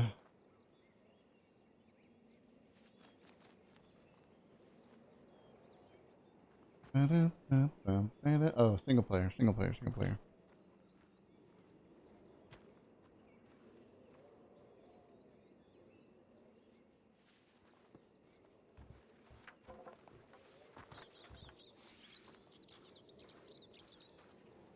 All right, here we go.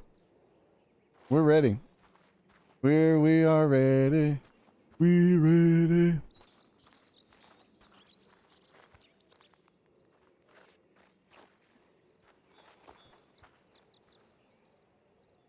Oh, Lord have mercy. Oh, God, I hear Moss. I love Moss so much. Jefferson's confused as fuck, but so,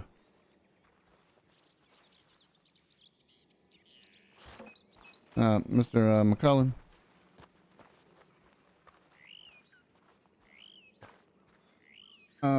Hey, can we go over here and talk in the corner real quick? Of course.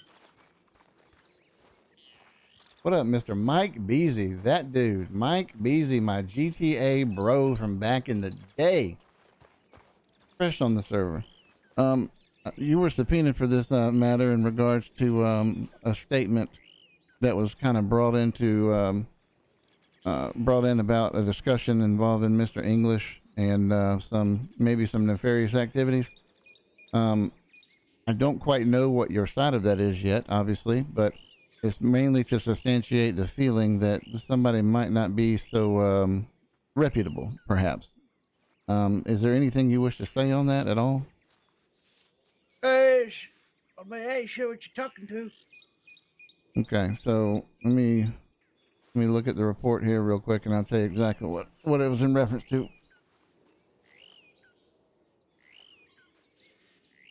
Lasombra, this is early as fuck for Lasombra too. I appreciate him being here. I want to make sure I can get him on the statement or get him on the stand if I need him on the stand.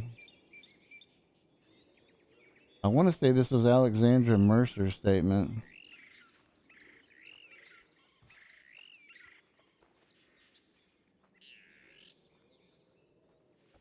I gotta find this shit here. Where is that, man? Oh, okay.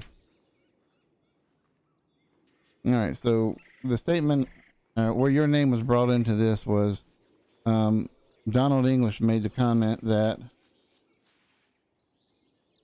his friend also said that Ohanzi went back to Van Horn to fire arrows into Van Horn.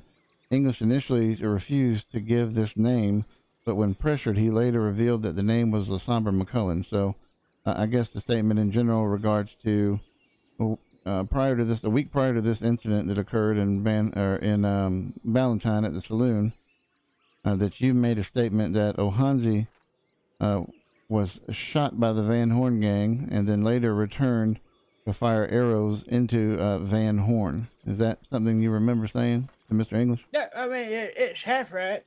Okay. What's the actual truth of that, if you don't mind?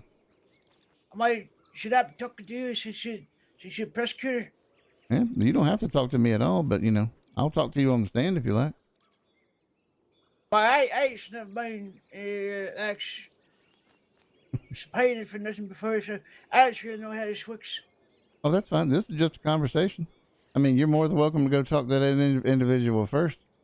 I'm not trying to get it to where you're trying to put any information on anybody. This is actually wouldn't be something that would kind of go good with my case. Actually, I'm just trying to have a chance since we didn't have time to depose you.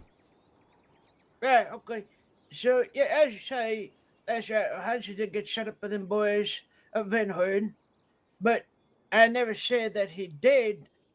Definitely goes back there to shoot arrows. I said he might have, because given the type of fella he is, that it's likely that he might go back for some sort of retributions. So you mean he's maybe he would take some type of action like that, and he would want to, kind of get back at the individuals that did that to him? Yeah, I mean, he did throws a tomahawk into a fella's chest just for talking to his wife. I mean, what do you think he'd do to some fella that just shot him? Yep. Okay. I appreciate the clarity on that. And do me a favor and just check in with the defense team, being that you were subpoenaed, and just give them an opportunity to ask you any last minute questions since we hadn't. There wasn't an opportunity for a in-person deposition. Okay, where's he? Come on over here. Let's see.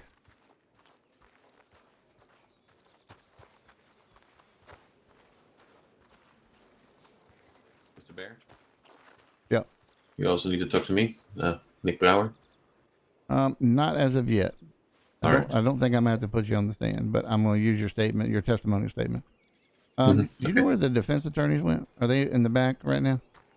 I don't know. I didn't see them move. I was talking to B earlier. Okay. Maybe they moved then. I didn't see him move. All right, Mr. McCullen, give me 1 second. Let me find out where they are. How you doing, Leslie? Mr. Magistrate. Yes. You know where the defense attorneys are and the suspects? Well, I saw Mr. Romano just a few moments ago. All right, they're not in your office right now, then. Not that I could see. All right, good.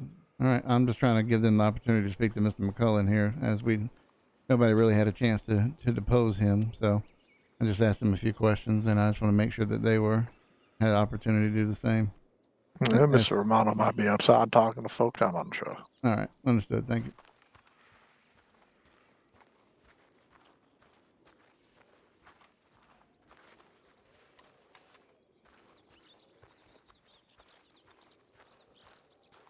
Already. Mr. Romano. Yes, sir.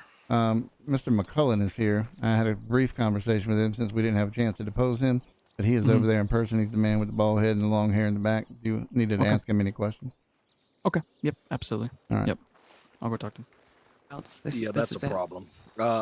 Baird. Yeah. I don't know what you want to do, but there's already like 30 people here. If there's 30, let's just don't get any worse than 30. Yeah, I told them to turn everybody else away unless they got a subpoena. All right. If we got to, pull your damn weapons out and make sure they don't come in here, because that will derail this whole trial. Yeah. Okay. All right. Yeah. I mean, don't shoot anybody. Jesus Christ. Right. Please, God, don't shoot Right, anybody. right. My job is barely fucking hanging on as it is.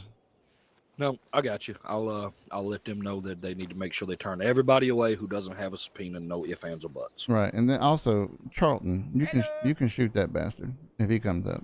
What because he quit? He quit backstabbing son of a bitch. Yeah, I heard he was like a head doctor now.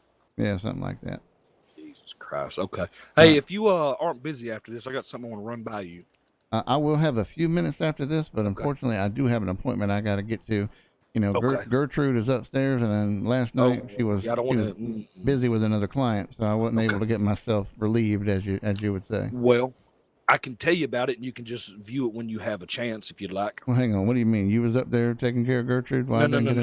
A file. Oh, yeah. Okay. What you got? Is that the? So, go ahead. I'm working on a insurrection charge for the Van Horn gang. What I've done is I have went through. Theo wanted me to make this file. I have went through, and every file that they have ever targeted law enforcement or purpose, like, with a purpose, targeted law enforcement. Made a very large file, and I have attached every incident to it and took out key parts of statements and things to push an insurrection charge on top of these fellas. And I wanted you to look at that and see what you think of it. All right. What I would rather do is, being that Mr. Clifford is now an assistant prosecutor. Oh shit. Okay. I'd like to. He's going to take a week to train up the new bailiff. Mm-hmm. But being that he's a new assistant prosecutor, I'd like to maybe schedule that because I have a trial tomorrow. Okay. Maybe either prior to that trial or after that trial, if that's all right with you. Yeah, absolutely. You just let me know when and where, and I'll make it work. Whose trial's tomorrow? It's an old one involving Ricky Canal. Oh shit, that's really old. Okay. Yeah. All right. Yeah, just been a bunch of weird things coming up. Absolutely. All right. Perfect. All right, thanks. Uh-huh. What up, Nowhere Man? Is GTA mirroring reality? What we have in this lovely place here is we're unfortunately restricted, which, Red M's in the hard code, it's in everything. In Red M, there's only 32 people allowed in any instance, no matter what we have with, player cut and count and all that stuff. So we have to lock into keeping the courtroom, which this courtroom is actually located in Mexico. You teleport here. Hey, Jefferson. Yes, sir. If you want to speak to my other subpoenaed witness, Mr. Wessel over there, you're more than happy to. Was he listed on your initial subpoena? Mm-hmm. Yes, sir. Wessel? Yeah, Charlie Wessel. Okay. It was his subpoena was granted. He's right behind you. So if you need to go talk to him, you're more than I think we have happy to. I think we have just a few minutes. Apparently this is getting ready to jump off. So are you ready to go? Or where are your clients, by the way? That's the thing. I'm still waiting for them. Miss Sanders supposedly went down to St. Denis to go pick them up and get a police escort. So I'm waiting for them right now. Hopefully they're not too much later. But yeah. Okay. So no problem. I'll be on the lookout for them. Okay. Thank you so much. Mm-hmm. All right. Mr. Wessel? Yes, sir. Can I have a chat with you just briefly? Of course you can. Thank you.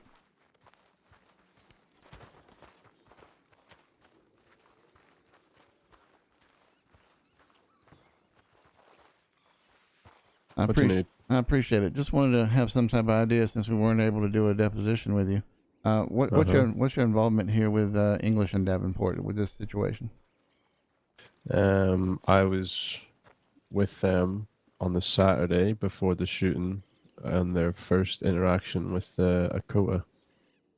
And since then, I've been piecing what happened together because of the fact that it happened in our saloon. As in, I co-own it with another man.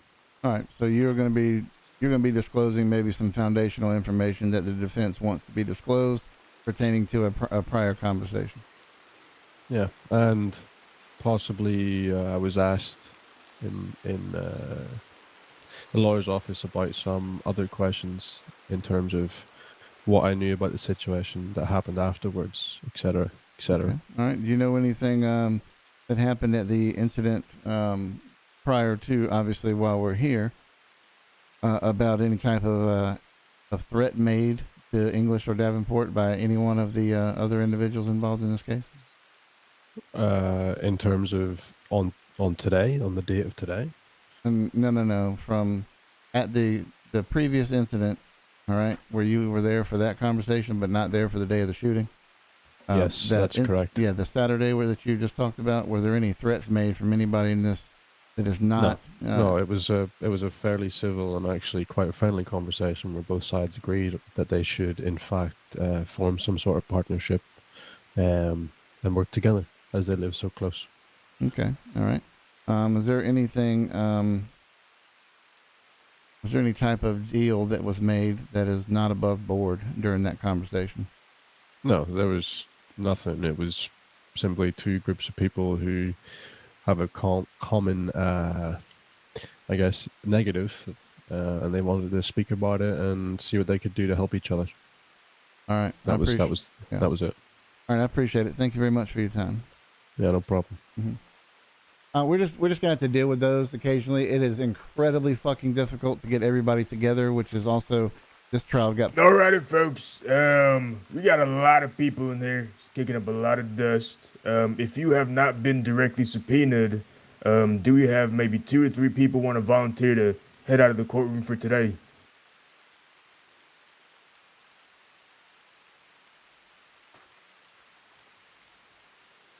There we go. We got 1, 2. Anybody else? What's Moss's involvement here, or is she just attending the trial? Thank you, guys. Do we want more? Oh yeah, no. Alrighty. Thank you. Okay.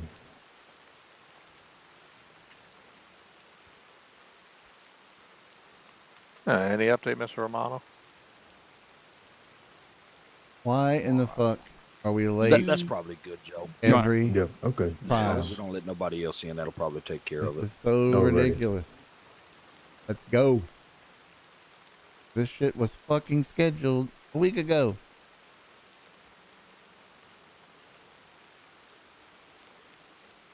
Well, I've ought to give him 5 minutes to show up here, and then we'll call the courtroom to order, and we'll go from there. Ooh, shit. There you go, Zeb. I'm about ready to call this courtroom to order. Yeah, I think you've been incredibly patient, Your Honor. Because they filed a whole bunch of motions, and the intent to file these motions is not to. I mean, some of them are valid, but a lot of times they just file motions to shotgun things and just kind of throw shit at the wall and see what sticks. I mean, that's obviously a fucking valid tactic that goes on all the way. I smell a bench warrant. Yeah, well, I'll take it. Ain't that the damn truth? You know, sometimes a win is just good, you know, without people showing up, as it is if they do. I would be inclined to agree. Yeah. Yeah. You know, where's Patches at? I don't have You no think idea. you think he maybe paid somebody to make all them posters up instead undefeated? Maybe. It I mean, sounds like the Patches thing to do. I've only met him one time. He's a nice fella. He really is. He really is, and he's got a good heart for these people. But I don't think the man's undefeated. I done knocked him down once, and then I think the only one undefeated around here is old Baird Jefferson. You know, to be honest with you. I don't think anybody's ever walked out of here scot-free with you prosecuting, right? No, I've always got a plea, at least that. So. Yeah, as long as they get something, it's a win in my book. Yep. And then I'll get a win right after this because Gertrude's waiting on me. Yeah, you go. God bless you, son. Give me a second.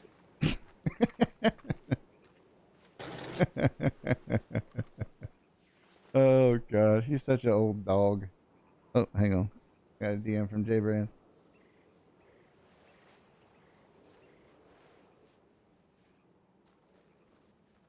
Ah, gotcha. Fuck, man.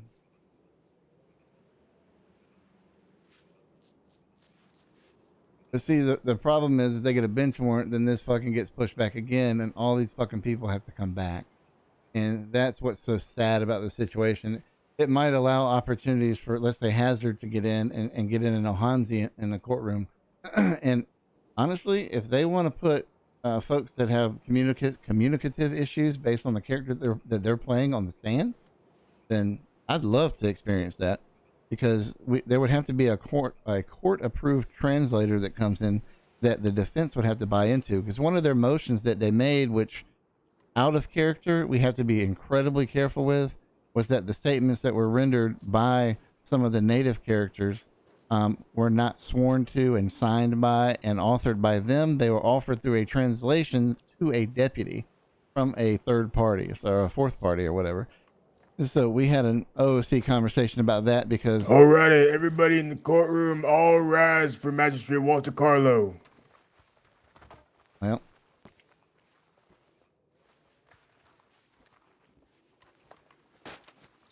Have your seats.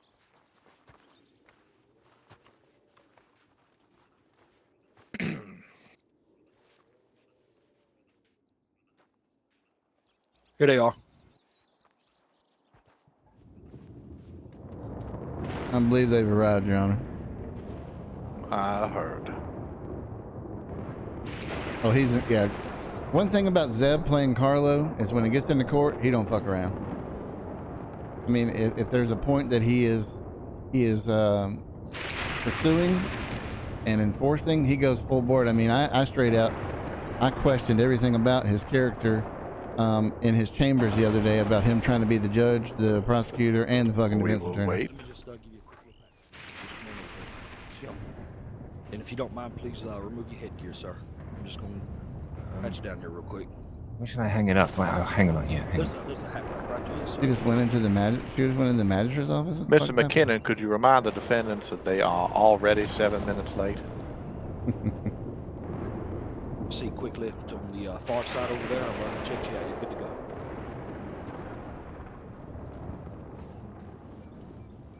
Glad you can make it, Sanders.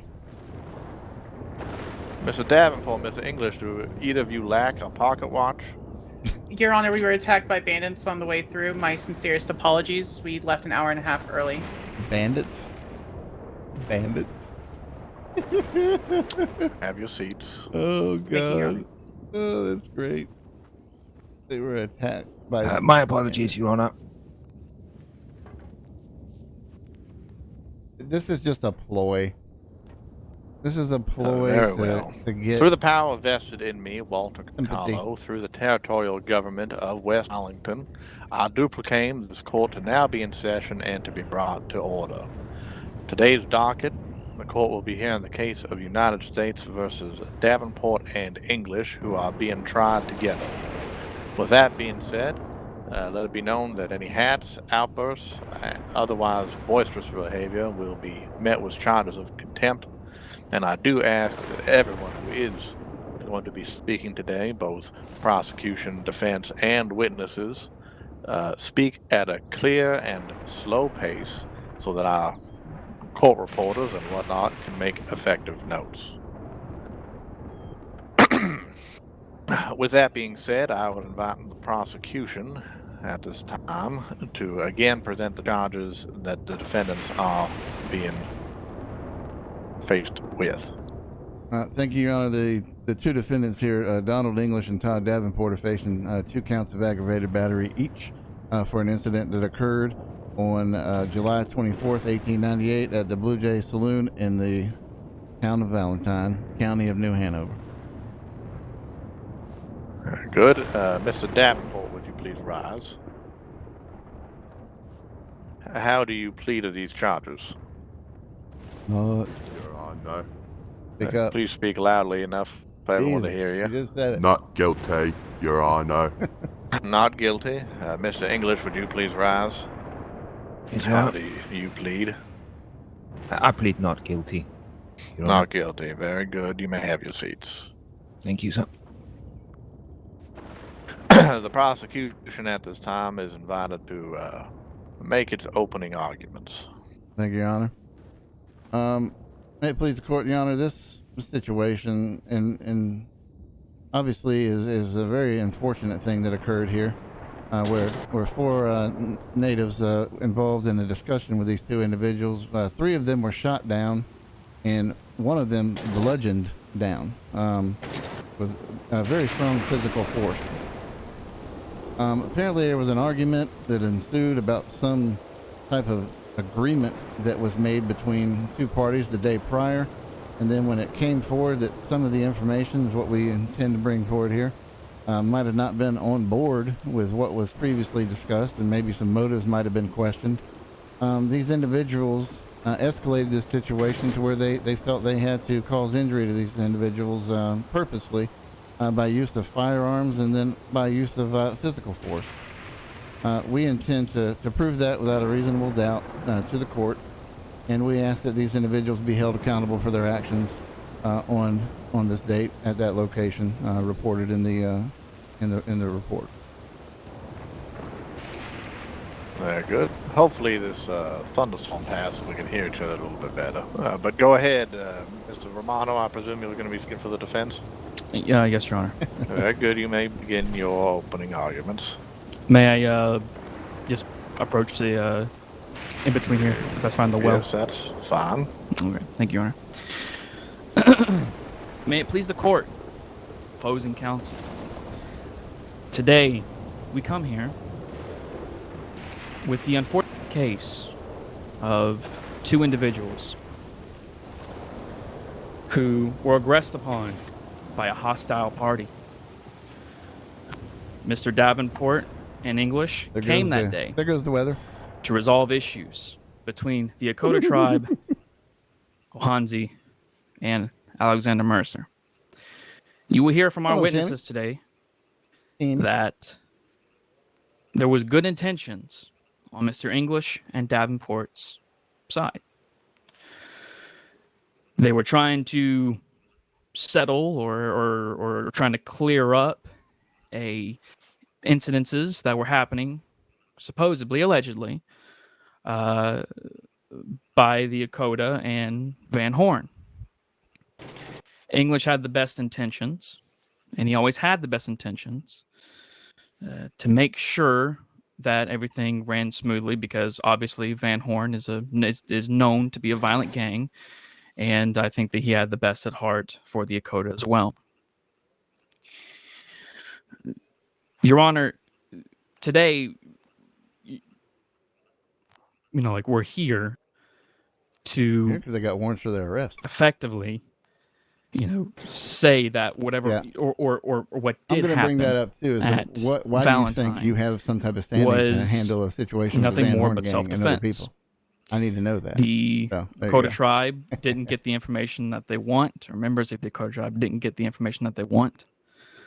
And because of that, one brandished a weapon, threatened Mr. English's life, did not have the chance to flee, and as a result, Mr. Davenport and Mr. English defended themselves. And we, as the defense, of course, we have the affirmative case here. We tend to prove that. Through our witnesses, we give the background of Mr. English and Davenport, or Mr. English's intentions in this meeting. And, of course, we also tend to show as well that Mr. Davenport and Mr. English were in fear for their lives. Very good opening statement by the defense here. Very good. And with that, Your Honor, that will be my opening statement. Thank you. Very good. The prosecution is now invited to call upon to examine its first piece of evidence or witness. Your Honor, the territory calls Deputy Marcus Thatcher to the stand. Is Mrs. Thatcher present? Yes, I am, Your Honor. Please approach the bailiff to be sworn in. What's up, mayhem? Oh.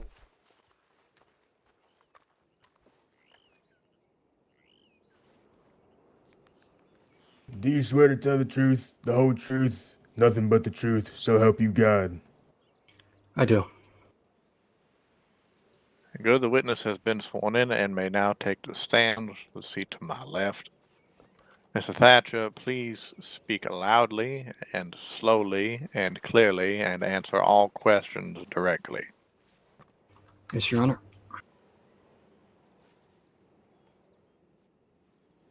Honor. Deputy Thatcher, can you please say your full name for the court? Deputy Sheriff Marcus Thatcher.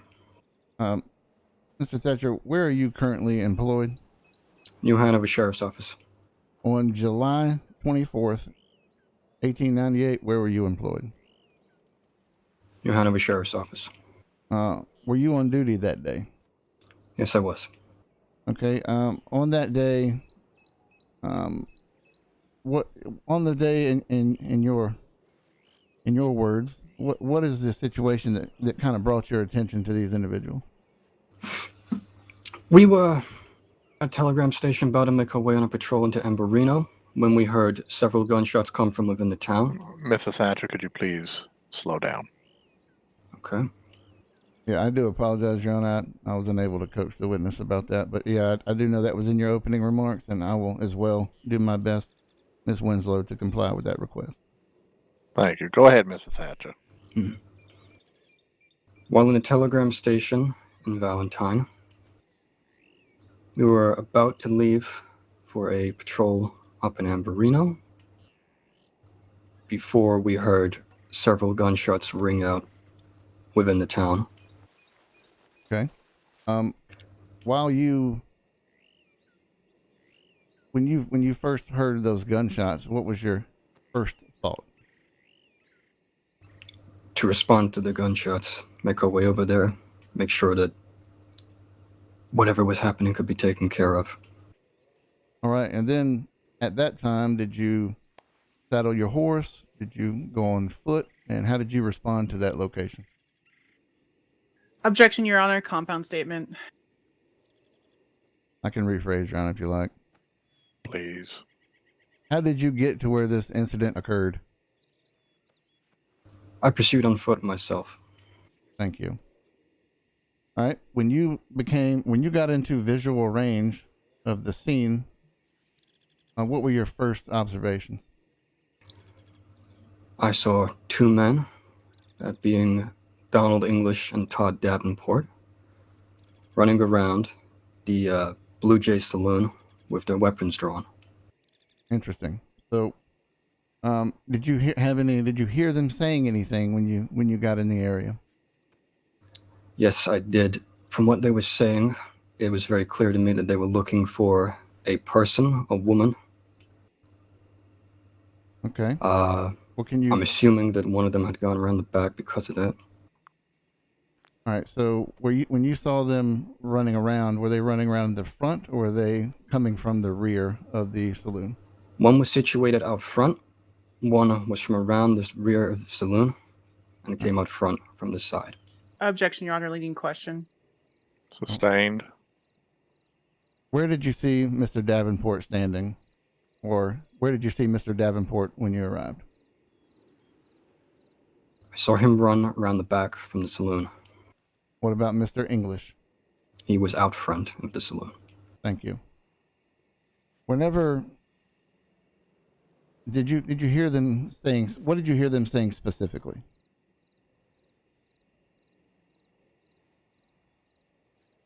To the best of your memory.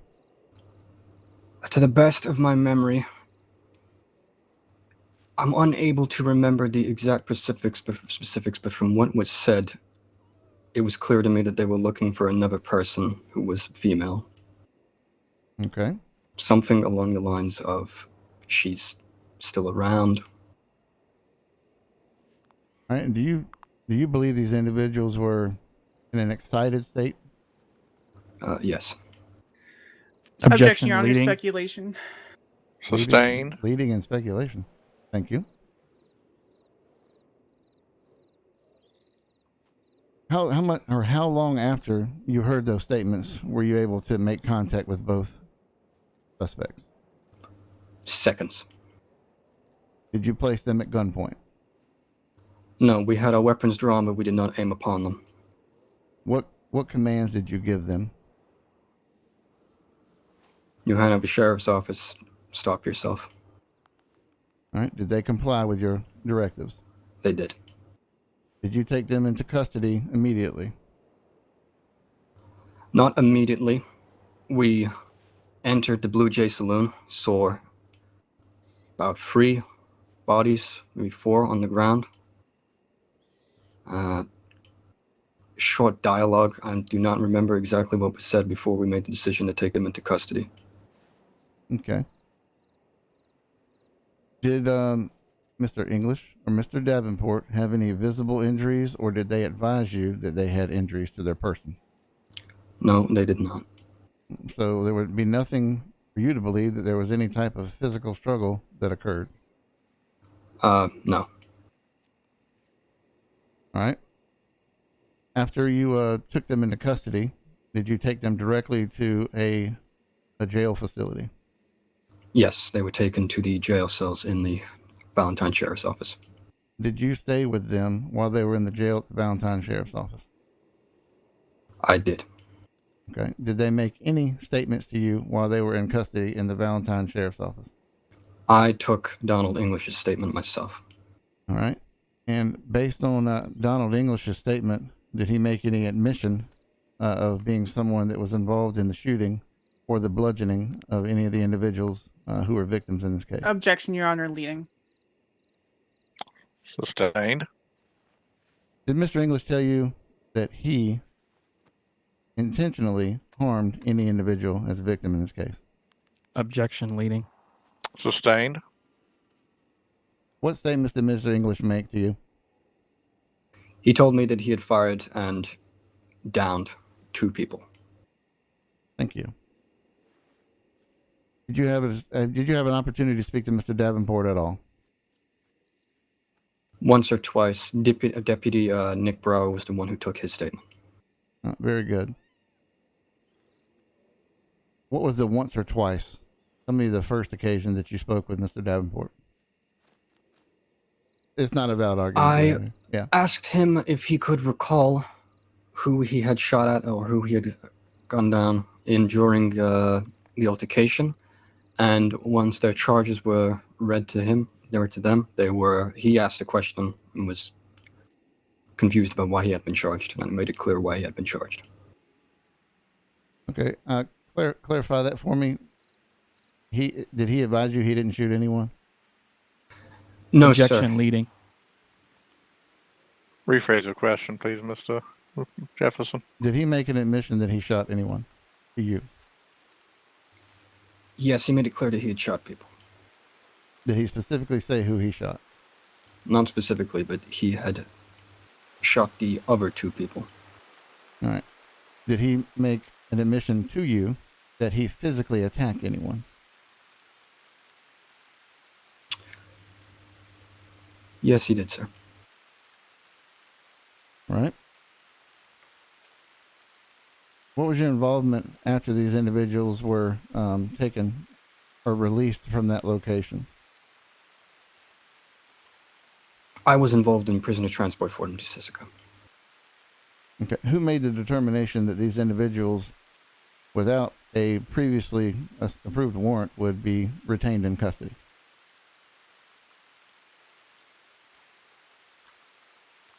It was myself and Deputy Sheriff B. Vernon's decision. Thank you. Nothing at this time, Your Honor. Nothing further at this time. Thank you very much, Mr. Jefferson. Mr. Romano or Ms. Sanders, which one of you will be cross-examining? I just have a few questions, Your Honor. That's all. For the witness or for me? For the witness. For the witness. Go ahead, Just Mr. a few. Romano. Mr. Thatcher, or Deputy Thatcher, excuse me. Whenever you had approached Mr. English and Davenport, at any time did they point their weapons at you and your associates? No, they did not. At any time, short and direct, baby. Short and direct. Did they seem hostile to you and your associates? I think I made that clear for him. Okay. Did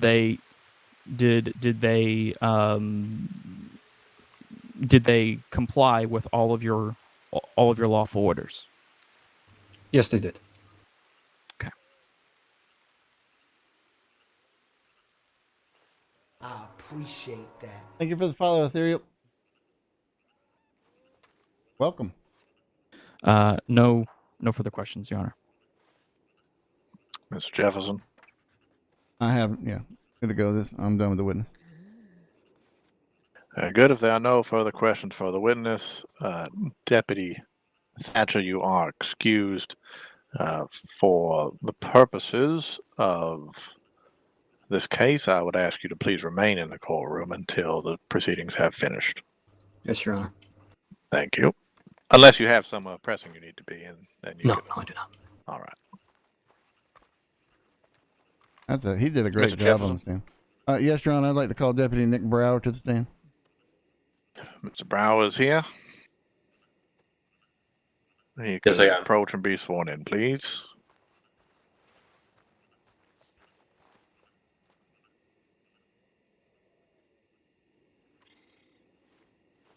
Do you swear to tell the truth, the whole truth, nothing but the truth, so help you God? I do. Witness has been sworn in and may now take his seat.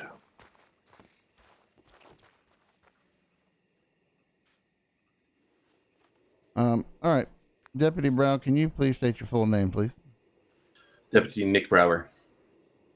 And who are you currently employed by?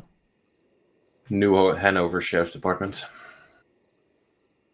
How long have you been, or excuse me, on the date of July 24th, 1898, were you currently employed by the New Hanover Sheriff's Department? Yes, I was. Were you involved in this incident? I was. Based on the statement from the previous witness here, I'd like to ask you, did you have any conversation while Mr. Davenport was in custody? With Mr. Davenport, excuse me. Yes, I took a statement from the incident. In the process of gathering that statement, did Mr. Davenport make any admission that he had shot anyone? Yes, he did. Object in leading. Sustained. What did Mr. Davenport tell you in the statement? He told me that one of the neighbors was holding his tomahawk, and upon that he saw that as a threat and shot at them, and then shot. One tried to get out. He followed that person and knocked her out. Okay. Did he say that the tomahawk was raised in the air? He said he was raised. Okay. But still in the hand, so only raised. All right. Just to clarify your answer there, if a tomahawk is raised, would you assume that means it's getting ready to be thrown? Objection. Properly opinion and speculation. Your Honor, I'm Sustained. Your Honor, I'm asking him his opinion. Sustained. His opinion is not relevant to the case. Did he say he threw a tomahawk to you? No, he did not. Excuse me. Did he say that other individual threw a tomahawk? No, he did not. Objection, Your Honor, asked and answered. I don't believe it's the same question. I'd be happy if the defense would like to be in attendance at this trial, but you know. Mr. Jefferson, I expect a modicum of decorum, please. The objection was overruled. Carry on. So, whenever this statement was made to you, was the individual in a jail cell? Mr. Davenport was in a jail cell. Objection leading. Your Honor, I sure would like to get through some of these questions here. Ask your question again, Mr. Jefferson. Was Mr. Davenport in a jail cell? Yes, he was. Thank you. Was Mr. Davenport in any danger while he was in the jail cell? No, he was not. Did Mr. Davenport say that he physically attacked anyone to you? Yes, he did. Did Mr. Davenport say that he shot someone to you? Yes, he did. Your Honor, I don't have anything else, and I'm sure the defense might have a few things. It does sound like it, Mr. Jefferson. Thank you. Mr. Romano? Yes, sir. So Todd told you that day upon his arrest that he was acting as security, correct? Correct. And he had told you that he really wasn't paying really any attention to say conversation. He was just there acting on behalf of the well-being of Mr. English. Is that right? Yes, it is. Okay. Like during this conversation, that Mr. Davenport had told you that he was kind of listening in, kind of not listening in. At some point, did he tell you what was said by your own words in your statement? He says that a Caucasian woman left the saloon saying, "You can deal with him." Is that correct? That is correct. Okay. Now, after in your statement here, it says that after that was said, a native man without a shirt then brandished his tomahawk and then raised it. Correct? That's how Mr. Davenport told me. Yeah. Okay. And at that point, that's when Davenport said that he saw this was a direct threat on English's life. Correct? Mr. Davenport told me he saw that way. Yes. Okay. Okay. I think it's worth asking if the conversation was hostile or not at this point. Yeah, I think that we'd be locked in. Your Honor, I think that. Miss Sanders That would be has his a few opinion, questions as and well. he wasn't there. Go right ahead, Miss Sanders. Permission to enter the well, Your Honor. You don't need my permission. I have a few questions about your career history, if you don't mind. Here we go. Sure. How long have you been in law enforcement? A little over 2 months. And do you have any experience in personal protection or military? I do not. And I assume you were considered properly trained during that situation. I was. During the training, how did they explain a hostile person to you, or anyone who would be hostile? During the training, someone brandishing a weapon in aggressive manner could be hostile, but you have to talk to them. And during the You have to training, or assess- go ahead, sorry. No, you have to assess that in the situation. And as far as your training is concerned and your current rank with the sheriff's office, do they consider you an expert in your field of law enforcement? You would have to ask them. I've not asked them that particular question. If they consider me expert. I was getting ready to object. In your Perfect professional opinion, would you consider someone brandishing any weapon in any manner while speaking aggressively to be an aggressive or possible hostile person? It is a possible hostile person. Like I said, you have to assess that in a conversation. Boom. No further questions, Your Honor. Eat shit. Good answer. That's a Mr. fucking- Jefferson? Your Honor, I believe that the deputy has relieved me from having to do a redirect. Good. If there are no further questions for the witness, then Mr. Brow, you will be excused from the stand. However, just as the deputy before you, please remain in the courtroom until the proceedings have concluded, unless you have someone present you need to be. I do not. I'll stay here. Your Honor, the territory would like to call Deputy Sheriff B. Vernon. Very good. God damn.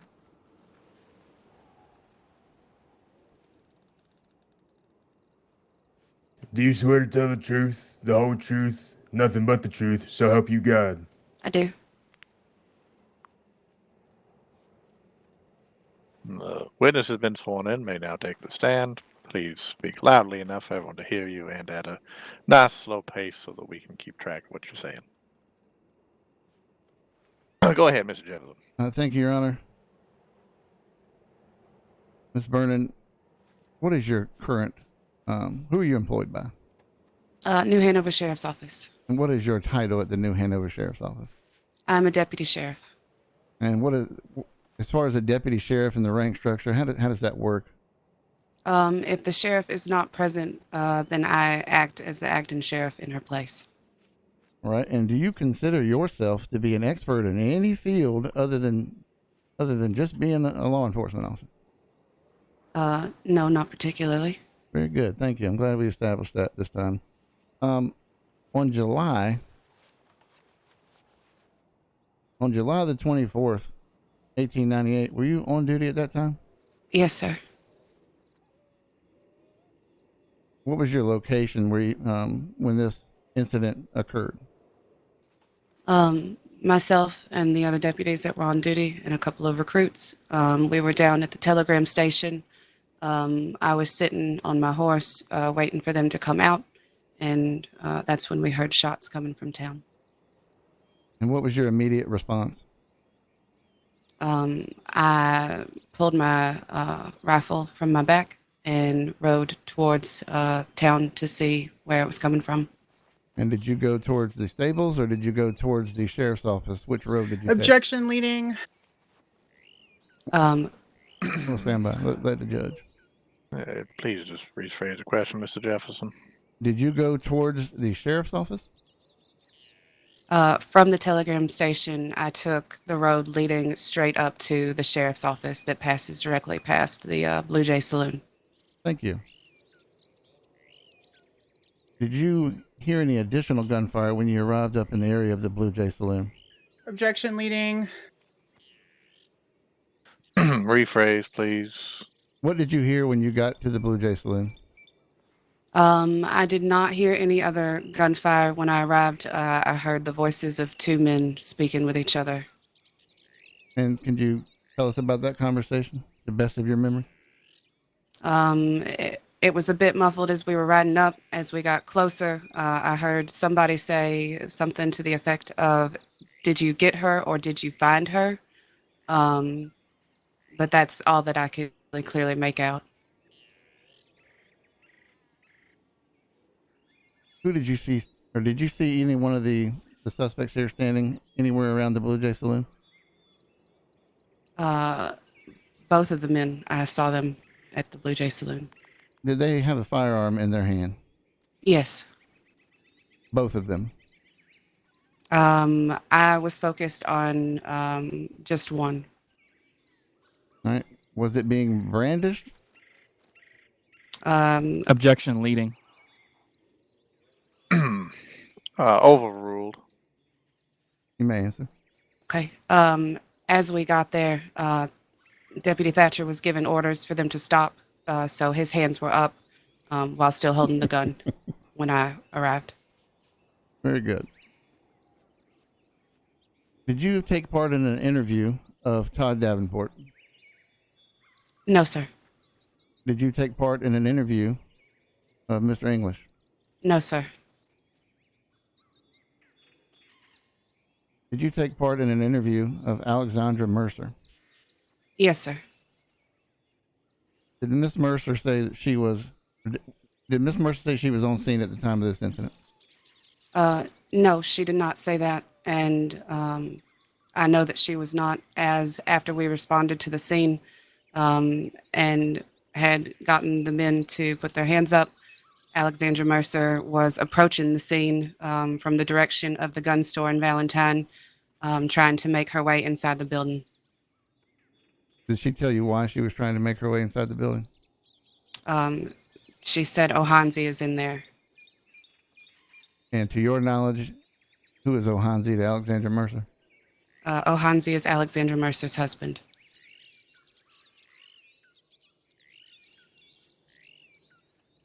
Did you have the opportunity to take any other statements while you were there? Yes, I spoke with all of the natives that were injured during that, and I spoke with Alexandra Mercer. Was American Horse a native that was injured in this incident? Yes. Was Brave Fox a native that was injured in this incident? Yes. Was Ohanzi Ateka a native that was injured in this incident? Yes.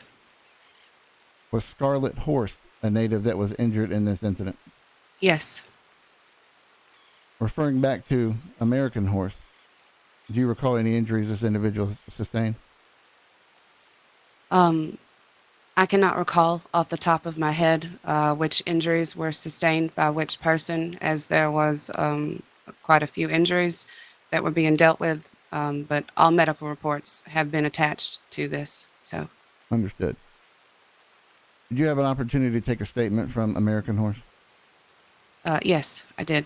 In that statement, did American Horse give you his directive? Or first off, why did you take a statement from American Horse? Because he was directly involved in the incident. And his role in this incident is what?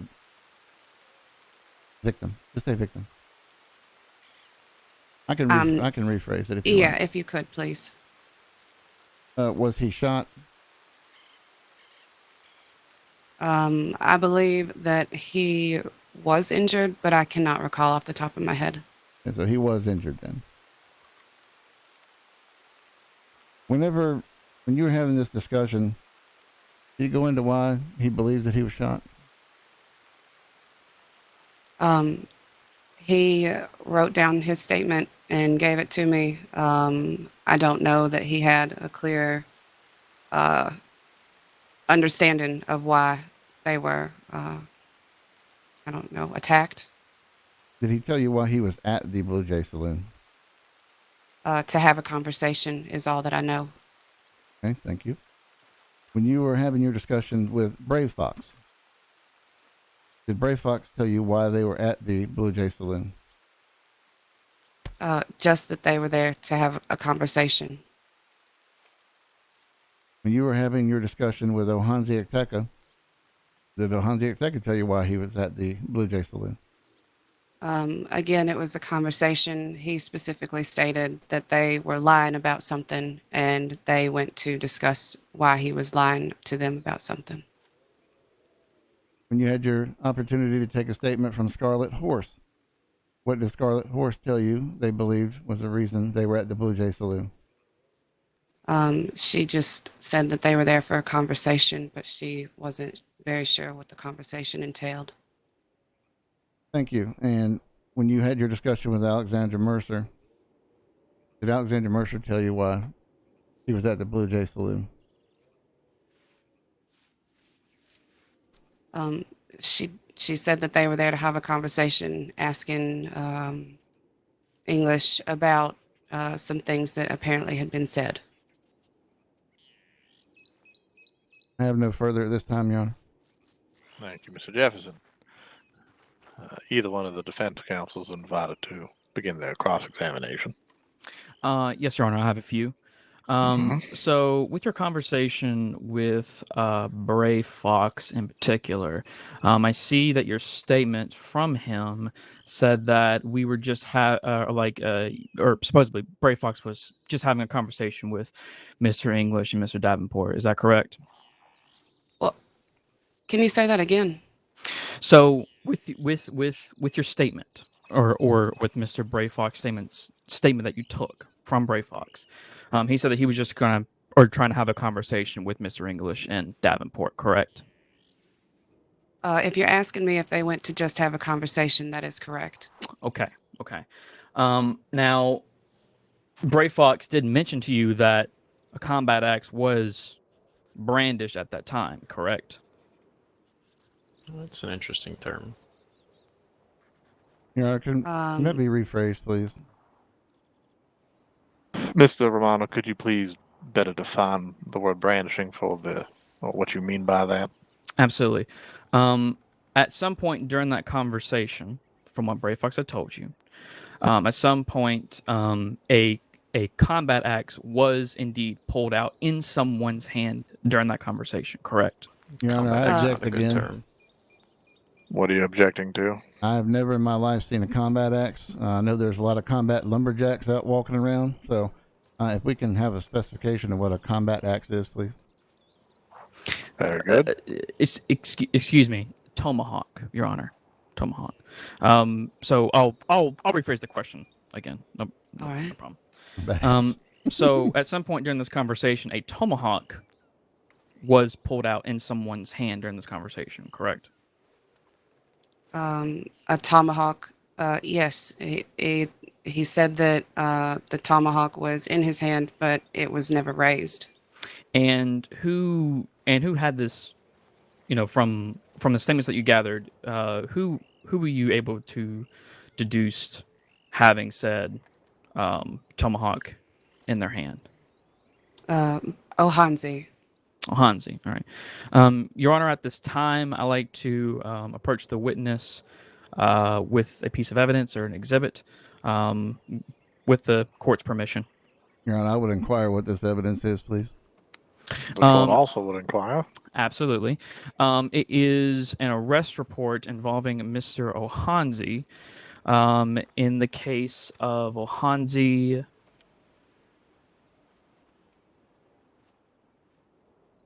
It would be the battery of Declan Vaughn. I like Miss Vernon. Declan Vaughn. Sorry. Very sorry. I am horrible at pronouncing names, Your Honor. Forgive me. I think Declan is related to Aaron, who is not here. Got you. Okay. Okay.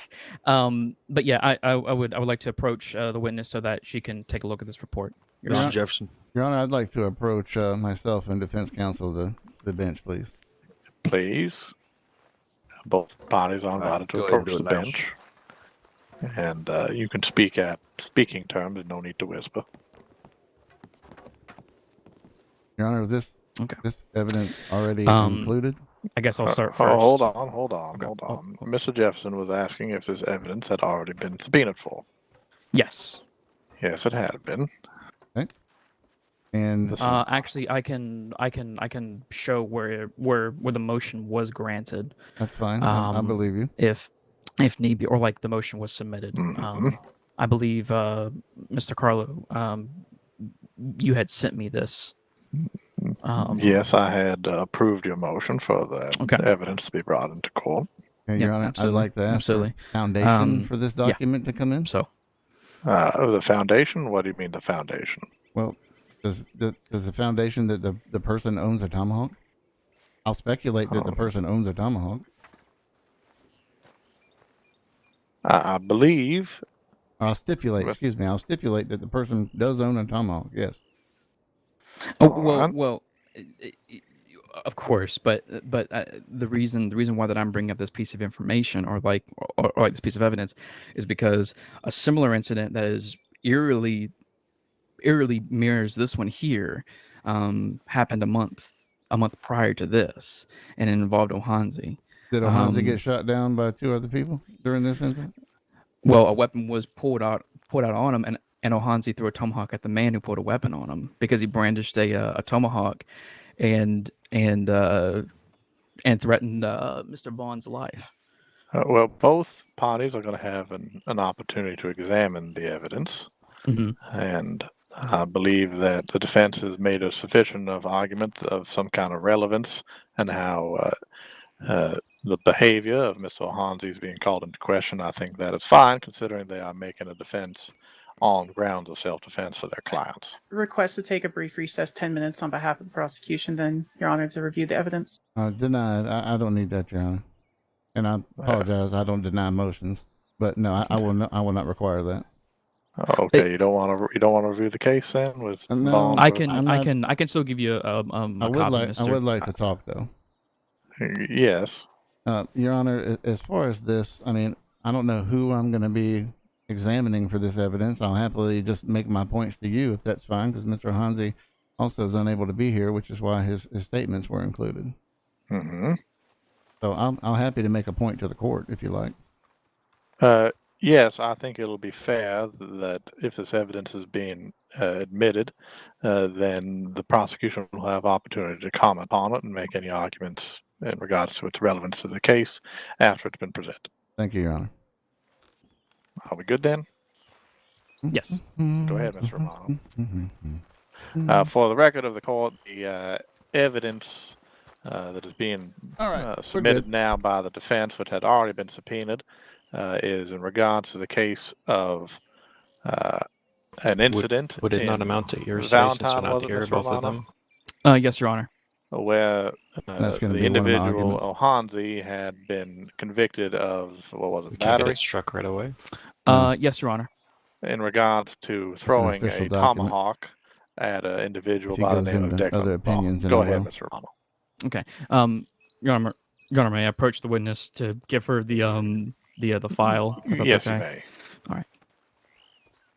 All right.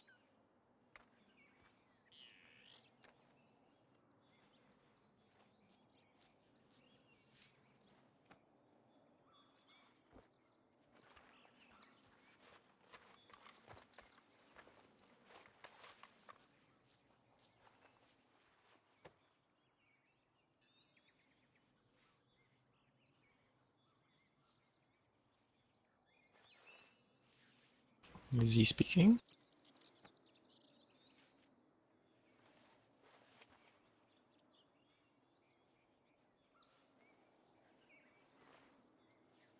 I believe they're just waiting for the witness to get the report.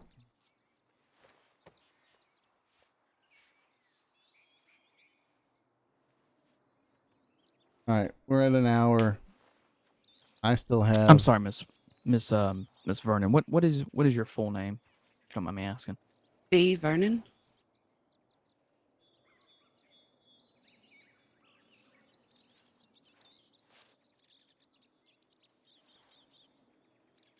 I think it's listed in the reports if you need the spelling. Please, if you don't mind. Right. Do you not have it in the report? I believe I do. One moment. Miss Vernon, for the case of for the BEA. sake of speed, thank you. Vernon.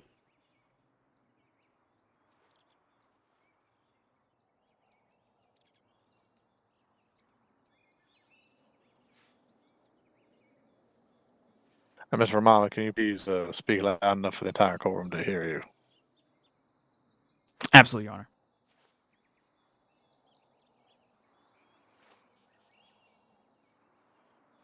Your Honor, does the defense need a 10-minute recess? That is a good question, Mr. Romano. I'm fine. I'm trying to get the papers together. One moment. Are you telling me you have brought evidence for that you have not prepared? No. I do then have it, Your please Honor. I do get have to it, Mr. Romano. Yes, sir. Yes, sir.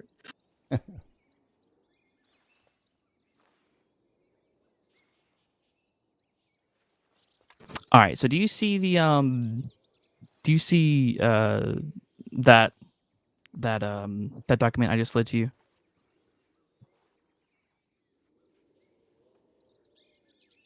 I have not received any document from you.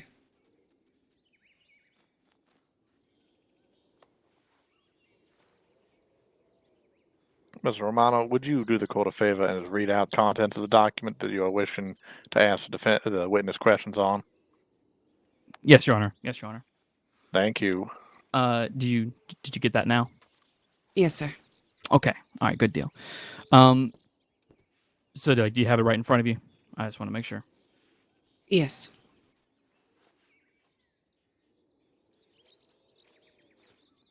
Oh shit. Okay.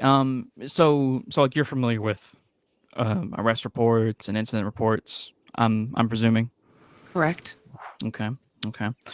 If you don't mind, could you read statement given by, I'm gonna mess up his name again. I know I am. Declan. Is that right, Your Honor? I don't want to make sure that I got the Mr. name right. Romano, I will hold you in contempt if you continue to muck about. Okay. Yes, Your Honor. So, if you read the statement here, it says, Ohanzi was brought into Valentine by Vaughn and Alexandra Mercer after being kicked by his horse. Is that right? Is that what I'm reading from the report? Correct. Yes. Okay. And if you go down a little bit further, it says that Declan had made a statement to Alexandra Mercer, essentially kind of making a joke about Mr. Ohanzi. Is that right?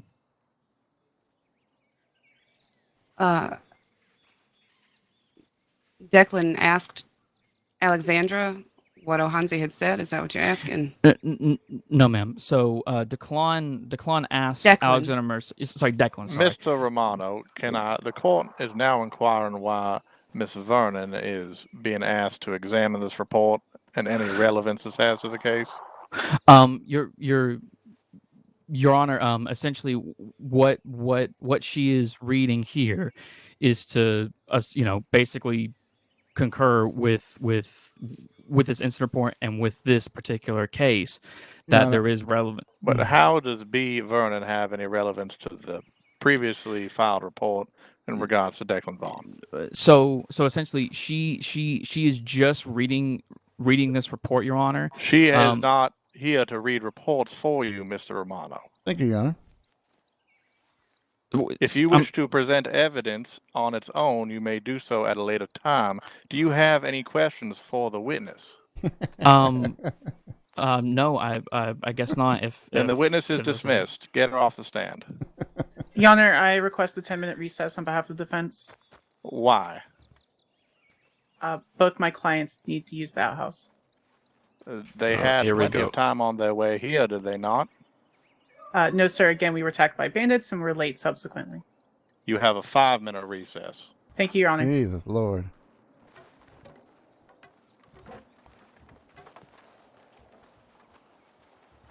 They fucked up. Now they're trying to get it back. So.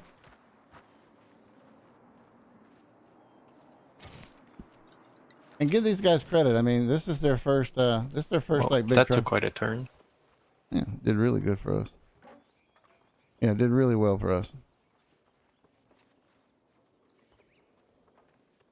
All right. So next person that I'm going to call is Alexandra Mercer. Then after that, I'm going to call American Horse. Did y'all see anybody leave the courtroom? Then Brave Fox, or no, Scarlet Horse. Okay. Actually, I might call Brave Horse as well, or Brave Fox as well, just to get them to clarify that what a tomahawk in their hand looks like. I would also refer to it as a tool, as a tomahawk is a tool in their community and a means of trade, But I don't think they peace can offering, leave, for right? bartering. I agree. And They I can would leave, but if they come back, you clarify gotta with take them him what manner he was holding it, what his tone of voice was, because thus far everyone said he's holding it, but not if he was acting aggressive, if he was yelling, if he was making threats. I agree. All right, good. Yeah, their cross hasn't And been if good. they come back with that evidence trying to enter prior, to establish Oh, prior history Lord. of his Okay, yeah, behavior, it you sounds go like Silver. the So situation you was go a Dutcher. joke from what we heard thus far. Mhm. And that they were aggressing Ohanzi prior. You can try getting something maybe dismissed or objection to it on that, as they're trying to get a rise out of him.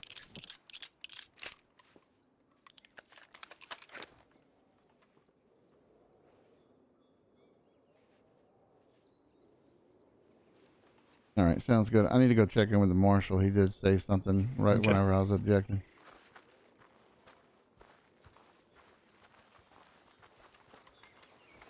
Marshal. Yes. What did you need with me? Sorry, I was trying to get that objection in. I was trying to get it stopped real quick because Mr. Davenport, who I don't know where he went, but upon re-entering the courtroom, I had the bailiff research him, to which he had a lasso, a knife, and a semi-automatic pistol on him. Who did? Mr. Davenport? Mr. Davenport, yes, sir. And he's no longer in the courtroom then because they went on a break, right?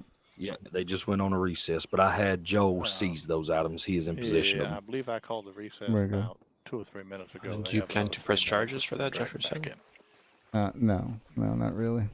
Yeah, we've got the guns and everything. Definitely I would think help. yeah.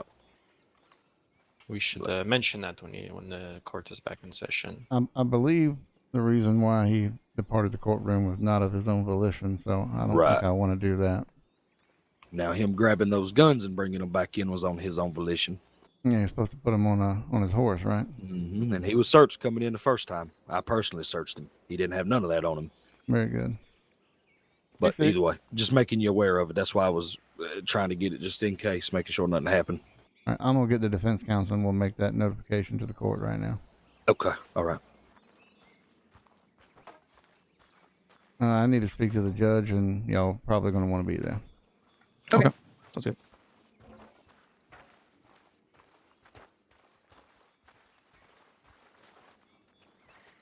Your Honor, can we see you in chambers briefly? Yes.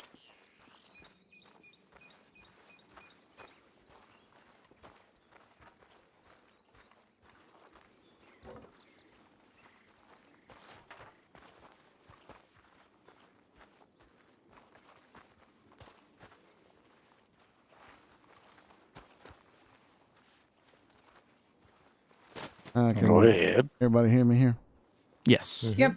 Your Honor, has been brought to my attention by the court marshals that whenever Mr. Davenport unexpectedly departed the court, prior to that, he was searched. Before he came in, when he returned, he had a lasso, a knife, and other weapons on him when he returned. So, I just Do we wanna make have? sure. Do we? I don't recall him actually being searched. Do we have a documentation that proves that he was searched? I have walked a- in with him. I have a U.S. Marshal telling me that they searched him and his items were taken from him. That's what I go off of. I'm not asking for anything, Your Honor. I'm just making sure that the court is aware that this occurred. and I would caution. Which one is it? Davenport. And I would request that Mr. Davenport, come in here.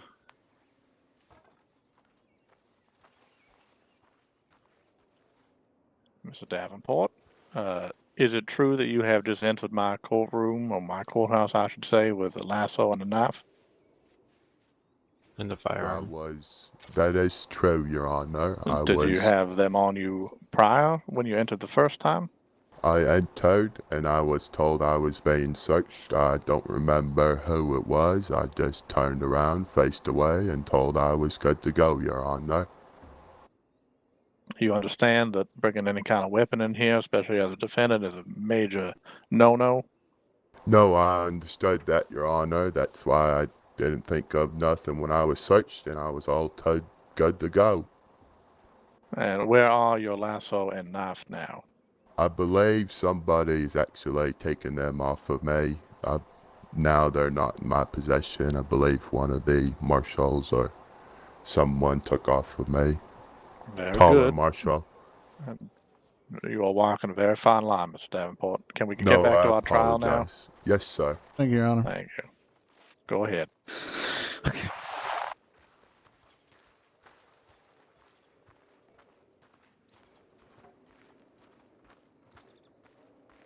Yeah, we really got to get this rolling. I still have fucking multiple witnesses to call, and I know they have too. I'm gonna be real direct with my questions from here. This case is 2 counts of fucking aggravated battery. Mr. McKinnon? Ridiculous. But I think I've already laid the foundation for why this person's guilty. All rise for Magistrate Walter Carlo. Have your seats. Oh.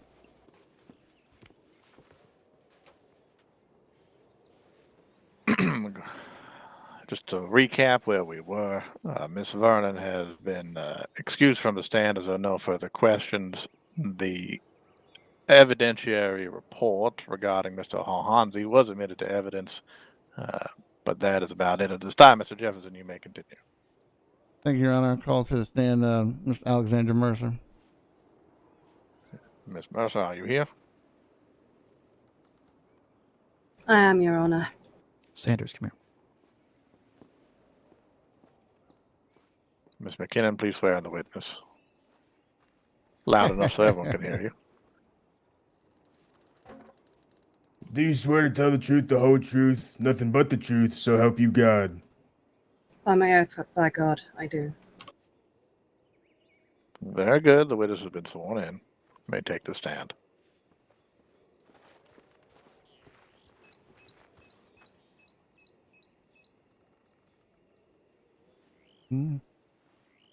Hello, ma'am. Can you confirm your name for the defense, please? Alexandra Mercer, What's your current occupation? gunsmith, Where do you base yourself out of? Saint-Denis. Were you involved in the incident that occurred at the Blue Jay Saloon? On The July discussions 20? leading up to it, yes. The You can- shooting, no. Can you tell me about the discussions? As to why we were there or what it entailed. As to why you were there. English had reached out by telegram, wanting to inquire about an incident involving my husband and the Van Horn gang. We agreed to meet with him. Okay, very good. And at some point during this discussion, you decided to leave the area. Why was that? Or leave the... I'll rephrase, Your Honor, if I may. Go ahead. You decided to leave the Blue Jay Saloon. Why was that? English had made statements that someone was allegedly stating that my husband had fired arrows into Van Horn. All right. And when you left, did you make any statements to the room? I said, the conversation's yours to deal with, and I left. What was your intent for that statement? Wasashun and his people seemed to still have grievances about some statements that were made. I had no further part to take in the conversation. Was your statement made to enact violence from the native people there towards the other two individuals, Mr. English, That was Mr. not Davenport? my intention, no. Objection assumes facts not in evidence. I believe. Please rephrase, Mr. Jefferson. I'll just have you reconfirm what the intent of that statement was. My intention was to leave and let the Akota continue the conversation if they so chose to do so. Thank you very much. No further for this witness right now. The defense may cross-examine. Absolutely. Miss Mercer, you had gotten a telegram from Francis Cotter. Is that correct? Yes. About the conversation. Okay. And that telegram. What was the context of that telegram? Well, as I don't have it in front of me, you'll have to forgive me if I paraphrase. That's fine.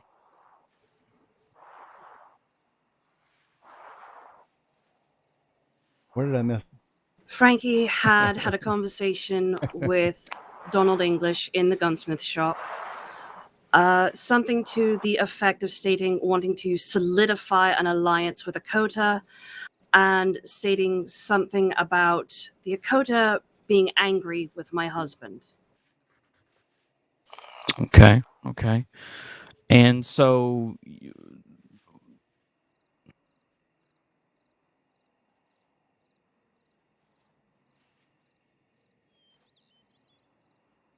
and as far as the conversation within the Valentine Saloon, you had left because you thought that there was nothing more that you would get out of Mr. English, correct? Correct. Okay. And that was essentially, were you asking for like a source for Mr. English's statement? Is that what you were seeking? Yes.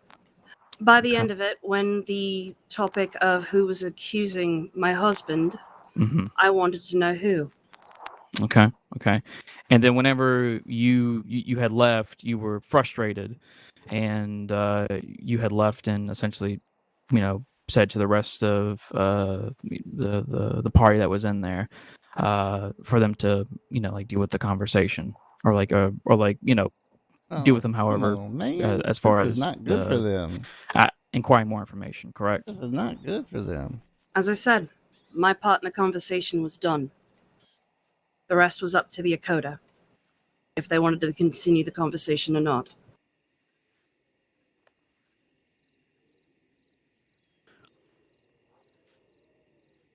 Come on, man. But you did say, "Oh, here we go." You to the rest to you could argue deal with needless Mr. English repetition. and Todd Davenport, correct? Yeah, Your Honor, I object. This is needless repetition here. Sustained. Do you have any questions, Sanders? Good job. Thank you.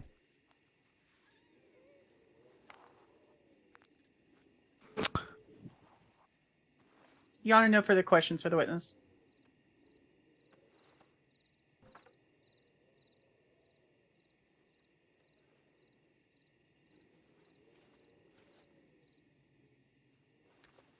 Oh, come on now.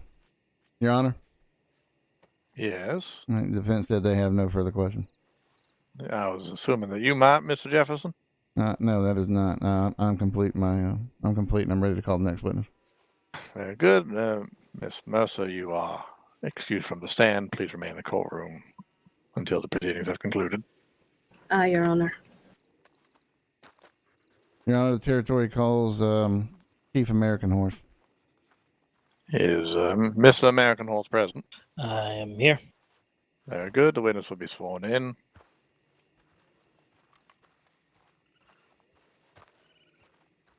Oh, jeez. I will not swear on the book of your God. That is not mine. Okay, that's fine. The witness can swear upon the Constitution. Okay, let me grab that. Bill and Maya, Judge. Thank you. It is magistrate. Yeah, there's no jury.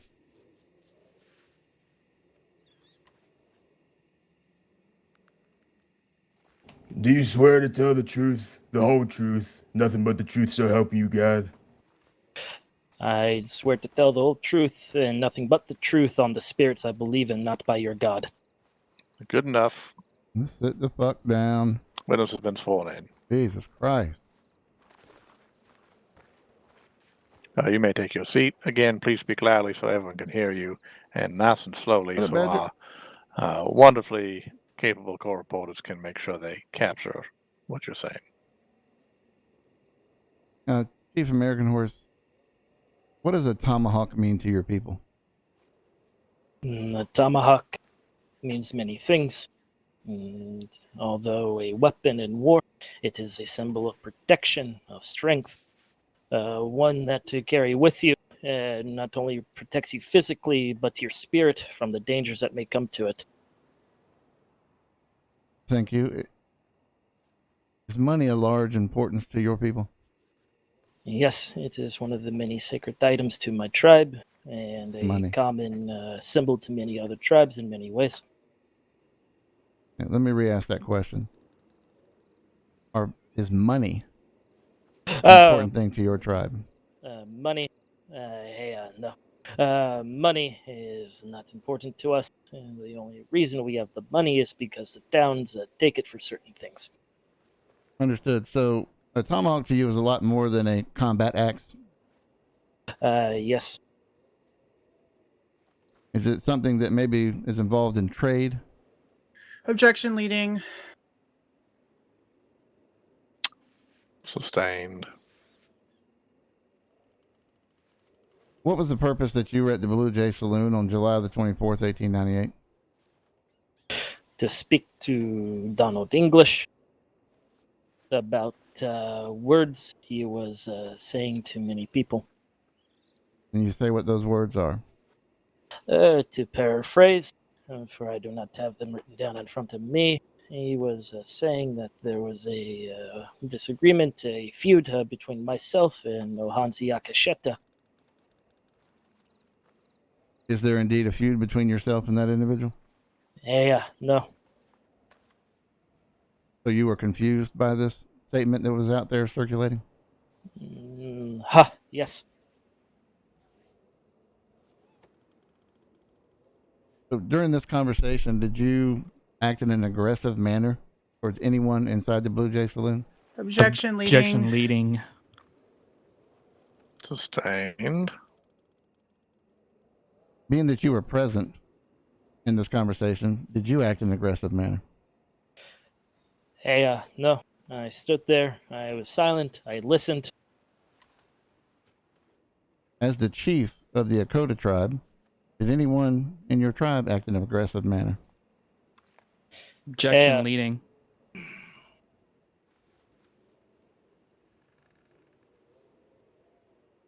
Please rephrase. Did anyone in your presence act in an aggressive manner during this conversation? From what I could see, I did not see anyone act in an aggressive manner. I saw Taluta Tashunka not act in an aggressive manner. I did not see Ohiteka Singila act in an aggressive manner. I did not see Alexandra Mercer act in an aggressive manner. Ohansi Akasheta was behind me, and my attention was on the Donald English, so I did not look at him. Therefore, I could not see what he did. Did you sustain any injuries in regards to this incident? Yes, I was shot in the back, left side, about in line with the fourth rib. Shot in the back? Can you clarify that? Yes, shot in the back. I looked Donald English. Objection, lack of foundation. I have a scar on my back. Mr. Romano, could you please define your objection? So, just so we're clear, there's been no evidence brought forward yet or submitted, basically stating where anyone was shot at, back or front, Your Honor. And I believe that's what this victim is here to testify for. Mr. Romano, are you objecting to an individual being able to know their own anatomy? No, Your Honor. But I think what needs to be made clear is that while yes, he can testify to, what what he thinks the like his wounds are. There's no corroborating evidence brought up at this time to say whether or not it was in the front or the back. Your Honor, I'm happy to rephrase my question. Go ahead. Chief American Horse, where do you think you were shot at? As you put it, I think I was shot in the back because I was turning around, and then I felt a sharp pain, like I was shot, and my back felt around my fourth rib on the left side of my back. And did you receive medical treatment? Yes.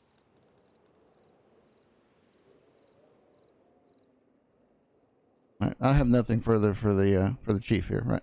At this time. Go ahead, Mr. Romano.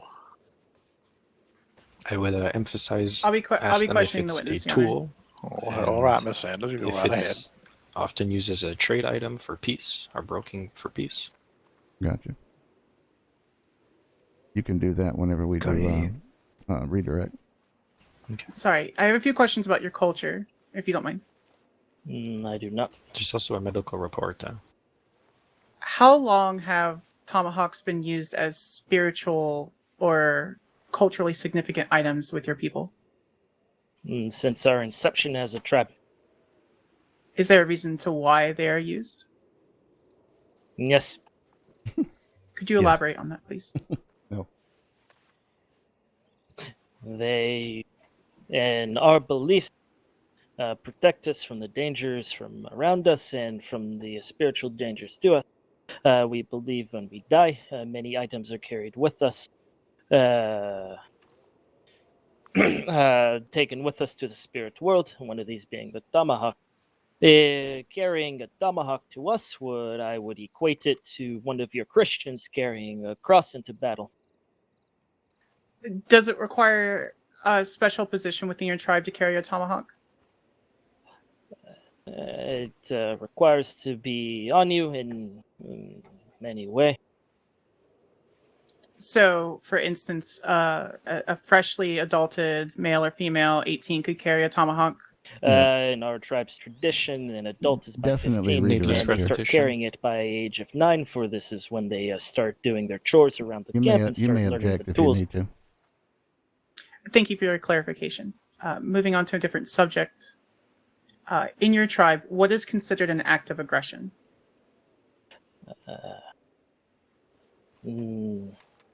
That is a broad question. Can you rephrase for me, please? Of course. When you would be violently, whether physical or verbally aggressive, what are some examples you've seen your tribe members do? When we show Objection, Your aggression, Honor. Relevance. Your Honor, I'm establishing a foundation on his opinion of aggression as questioned by Mr. Jefferson. Go ahead. If you don't mind, sir, please. Please say question again. A little tired, the interruption. No, of course. To you, as a leader of your tribe, what are some basic examples of violent or verbal aggression that you've seen? Verbal aggression that I've seen to me. Well, I've seen the townspeople yell at us, call us savages, threaten us with their weapons. And the aggression to me is very similar to aggression to anyone here. Threatening to hurt someone, is it not? It's a matter of opinion. So to go back to clarify what you were saying earlier regarding the tomahawk, if someone were to brandish a tomahawk, it does not necessarily mean an act of aggression for your people, correct? Correct, yes. Oftentimes, She's made my point. To walk with a tomahawk out, it is a sense of security. When we walk through what we believe, say through the woods, and we believe there are spirits that we do not want, we carry the tomahawks in our hand. There are times when we first came to the state, we carried tomahawks in our hands going through the downs because we believed there was evil spirits there. And when did that change? It has not changed. So you're still allowed to brandish tomahawks within the No U.S. one has ever told us to put the tomahawks away when we have done this, and no one has ever came to me and said you need to sign this or do that to be able to do this. Now, regarding any other weapon, a sword, a knife, a gun, if someone were to brandish that in front of you or another member of your tribe, would you consider that aggression? And it all depends on the context. There is times where we meet other tribes and they carry their tomahawks and we carry our tomahawks in return. It is a sign of respect. Well, I don't have to call Brave Fox Have you now. seen any member within the U.S. Territories react negatively to any of your tribe members brandishing a tomahawk for what they believe to be spiritual or comfort purposes? In this territory, no one has ever confronted us, stated they were scared of us, or felt aggressed by us when we have done this thing. No further questions, Your Honor. Mr. Jefferson? Oh, Mr. Harding. Yes, I will ask him questions if you don't mind answering, sir. Now that we've established... Pardon? I said I do not mind. Oh, perfect. We've established that the tomahawk can also be a sign of peace, no? Yes, to bury a tomahawk is to signify there is no ill will between the two parties. One buries half of it, the other buries the other half. This is where your townspeople get the term burying the hatchet. Perfect. And it's my understanding your people offer items or barter items as a sign of peace or making... Yes. A tradition among our tribe is gift giving. Giving of gifts to neighbors and friends around us, a sign of prosperity and peace, shows that we are not hoarding and we are giving to those who may need. And to give a tomahawk, for example, would that be a great deal of significance to broker peace in your tribe? If it is buried in the ground, then yes, it is a significance of brokering peace. To give as a gift, it is a sign of honor. To us, it says that we see you as someone who we will trust to carry this. Perfect. And you took this meeting, or this meeting was held as a means to find peace, to brokerage peace, right? Objection, leading. Was this... Your Honor. Oh, you are already re-asking your question. Go ahead. Was this meeting held to find peace? This meeting was held to find clarification on words that Donald English were saying that we felt were incorrect and reach a peaceful conclusion from it. Perfect. And did you find this conversation to be hostile at any point? Yes. At what point? Donald English was talking many words to Alexandra Mercer, and when I came forward to speak on the words he had spoken, he had kept interrupting and not letting me get my words in. And by the tradition of my people, to interrupt the chief in negotiations like this is not only a sign of high disrespect, but a disrespect on the people and a hostile action, for it implies that he wants to distract you by making you angry. Objection and proper characterization of the defense. What? Overruled. Carry on. Yeah, exactly. Thank you, Your Honor. Okay. And were any physical actions taken on behalf of the party for this aggression? Trying to maintain the peace, I gave him one last look up and down and was making my leave shortly after Mercer made her leave.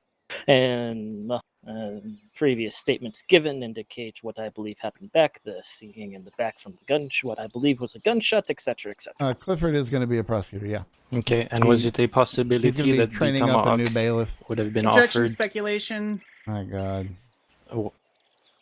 Sustained. Was the tomahawk being offered to signify peace or... Objection, leading. He's asking a fucking... Sustained. Do your people offer tomahawks to resolve a situation if it goes awry?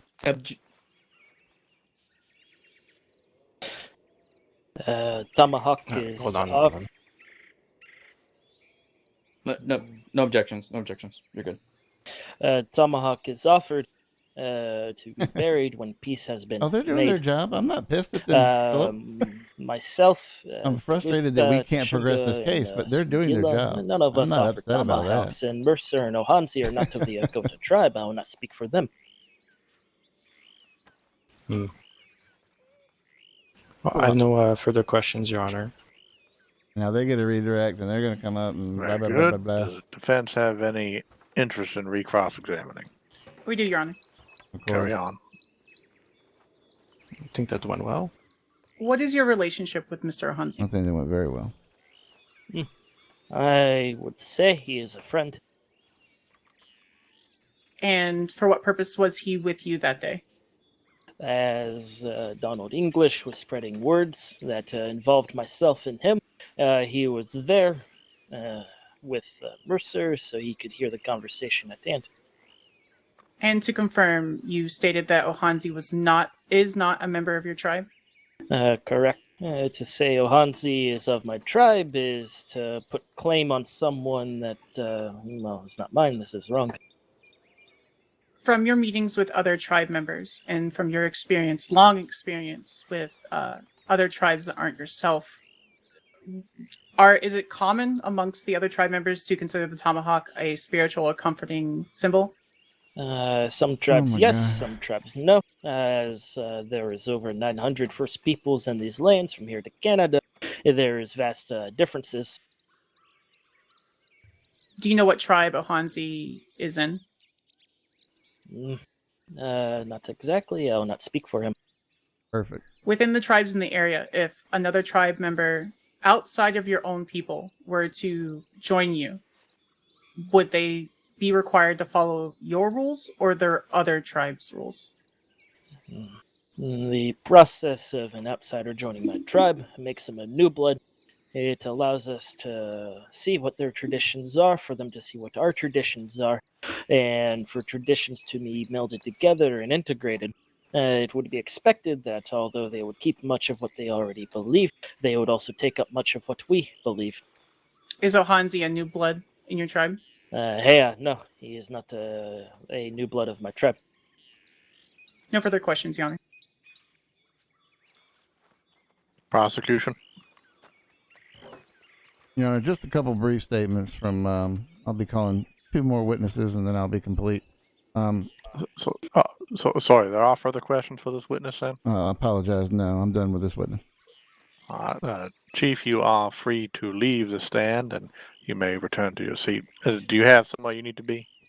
No, I can stay here. Very good. Bill and Maya, thank you. Clifford, I think Go ahead, Mr. Bill and Jefferson. Maya, thank you. Pardon? Your Honor, just give me 1 minute to talk to my co-officer here. Very well. Mr. Harding, I think we've made our point with the natives. I'm not going to call Brave Fox, or I'm not going to call Scarlet Horse. We've already got their injuries put on the record. Okay, there's only the clarification of when the tomahawk was out, but we can avoid it entirely. Perfect, thank you.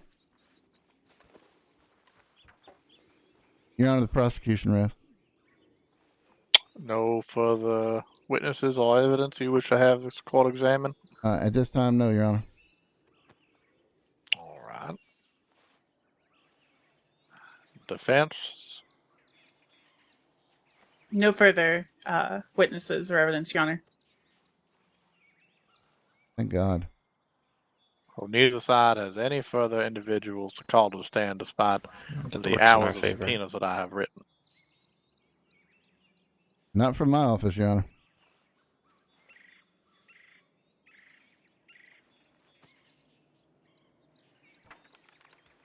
Mr. Romano, Ms. Sanders, I wrote numerous subpoenas in support of your case. Are you not planning on presenting any of that evidence at this time?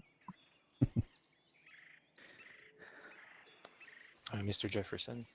Yes, Your Honor. I do have some witnesses that I would like to call. Okay, it's thank worth you. noting that Please go ahead and call. of a claim of self-defense thus The far. first witness will be a Charles Wessel, excuse me. Is Charles Wesley present? Say that again. Yeah. There's been not much of a defense or Please approach the bailiff to be claim sworn made in. for self-defense. Yeah, I'm clear. They haven't made any argument. Do you swear to tell the truth, the whole truth, nothing but the truth, so help you God? Yep. And All right, they've established that they... Yeah, hey, listen, you make any objection that you feel you need to make, all right? The Okay. witness can take the stand, please.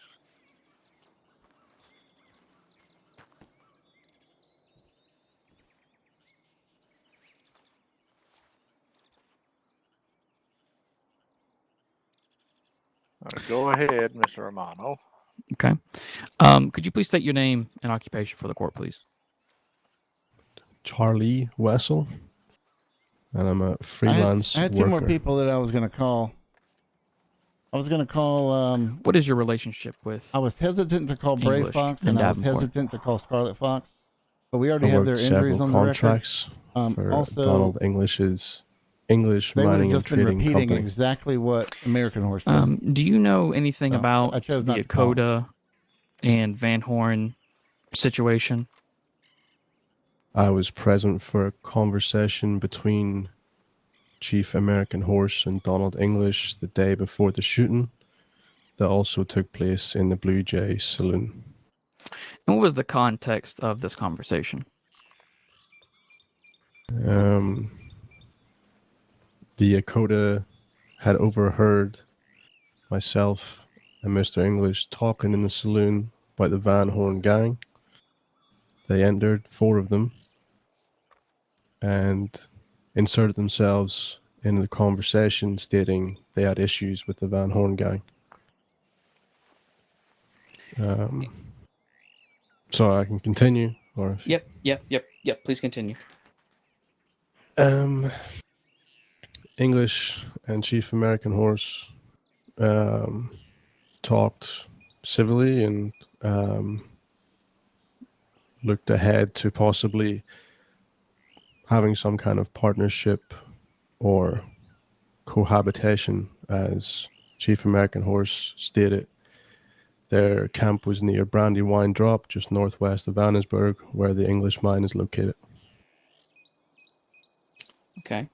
And what type of information was American Horse seeking from Mr. English? The first insertion in the conversation was to bring to light an issue they had with the Van Horn gang, which is what we were discussing. They had mentioned a young member of their tribe being chased by Van Horn, and the conversation divulged into several details afterwards. Not much information was required. Okay. After the incident of Valentine, like after the incident in Valentine, have you heard information about hunting parties after Mr. English and Davenport? Objection, Your Honor, leaning the witness. Sustained. I'll rephrase. What do you know about hunting parties after Mr. English and Davenport? Objection, Your Honor, relevance. Your Honor, the relevance will be made quite clear with Mr. Wessel's answer here. It will describe the motives of the Dakota tribe even after the incident that happened, and I believe those motives are relevant to the incident in Valentine. So the argument that the defense is posing, just to make sure I understand, is that you believe Mr. Wesley here has some kind of material evidence to the occurrence at the Blue Jay Saloon for which your clients are standing trial for? Upon speaking, if prosecution believes that it is not relevant, they're more than welcome to motion to strike the testimony. Proceed. Can you repeat the question, Mr. Romano? Jesus fucking Christ. So, what have you heard about hunting parties after Mr. English and Davenport? Objection, Your Honor, leading the witness. Sustained. You are directly examining this witness. You are not cross-examining him, Mr. Romano. Which is why I shut the fuck up when he. Yeah. What is That's your? why he ejected the shit out of me. Could you explain?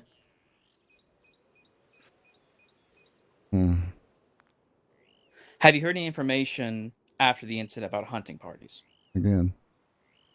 Yes, I have heard several accounts of hunting parties after Todd Davenport and Donald English, headed by members of the Dakota who were both a part of the original shooting and other members.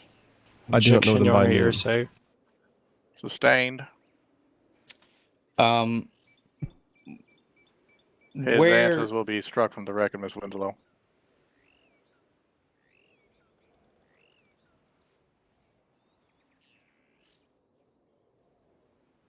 Does this witness have any direct knowledge?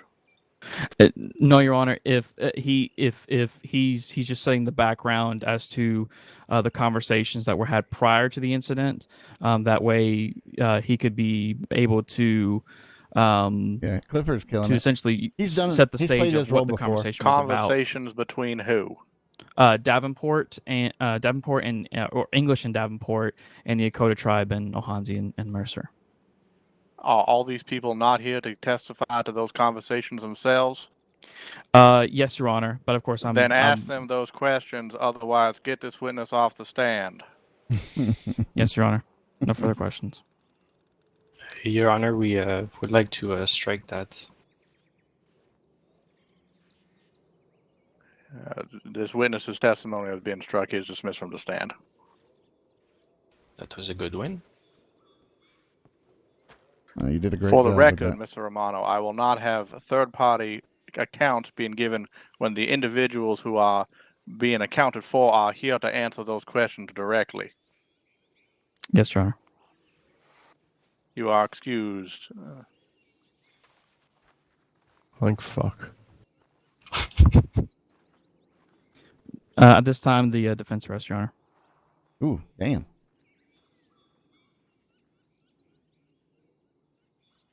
Are there no further witnesses for the defense? No further witnesses or evidence, Your Honor. The prosecution? None, Your Honor. Very good. We will allow a 10-minute recess. The time is now 38 minutes past the hour.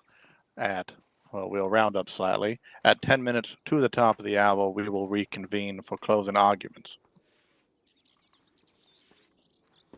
I'm gonna get some water. Do you need any water? I'm good. I'm good. Thank you, though. Mr. Davenport, Mr. English, do you need any water? Mr. Clifford, let's talk over here.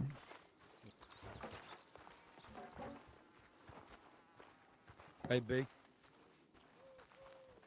Come here, B. Mr. Harding, you did an absolute amazing job with that. Thank you.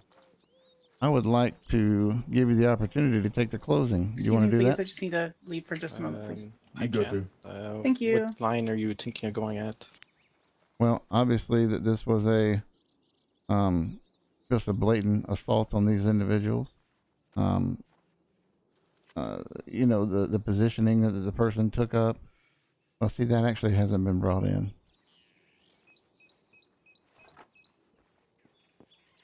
Pretty much the fact that the state that these individuals in when they were running outside screaming about it was combat comments. Where's this person at? Did you get her yet? You know, those comments that were brought onto the record, it, you know, brings their state of mind into, especially from what the LEOs experienced. Okay. Kind of, you know, just you take it and kind of go with it on your own. You feel confident you can do it? I don't think it'll be very long, but I can. Plus, we haven't heard much of a defense for a self-defense or a claim for self-defense. They haven't put anything up other than a goddamn tomahawk. Get rid of that dust in my Exactly, ears. which we've established as a peaceful item overwhelmingly. Yeah. All right. Good to go. Yeah. You take it short as you want, concise as you want. I think the the judge would also appreciate a concise and short closing. Perfect. All right, good job, by the way. Hey. Thank you. I want you to take first chair. Yep. I'll sit over there. Oh, that's quite an honor, sir.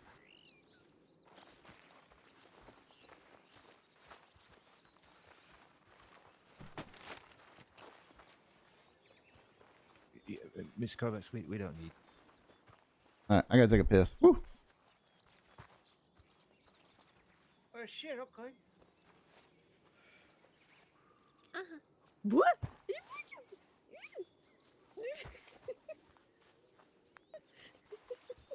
Yeah, I appreciate you. Yeah. I mean, don't get to see that much.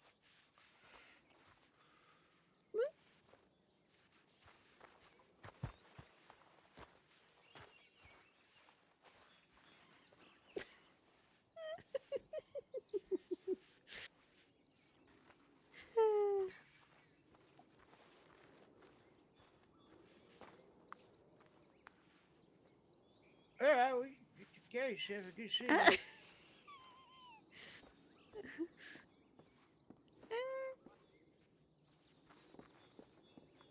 Uh-uh.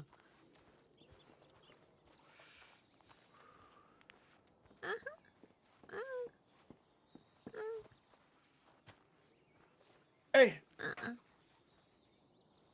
Hey, what the fuck? You just praised me and that. You don't even ask questions. No point now. I was fucking drunk. So I'm back. Full understanding. Clifford has been involved in judiciary RP and prosecution. He's done that on multiple servers. He got hired today, but I'm most likely gonna push to get him appointed as the territorial prosecutor.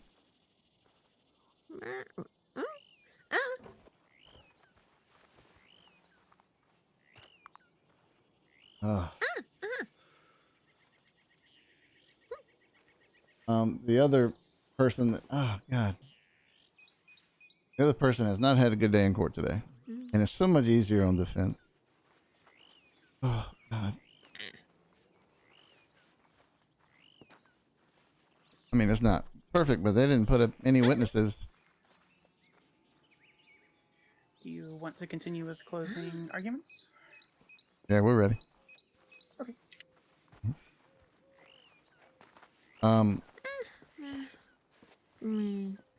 Clifford, yes. The guy sitting to my right. Clifford Harding. He's had a long experience, not OOC, but on other servers and things like that. And his character went through the process of reaching out to become a prosecutor. He is going to train up a new bailiff in this week. And my character needs to go. So the way things work on this server, for certain roles, like this one, it's not one that an admin needs to be in on a permanent basis. Look at the somber. Lassie, don't do that.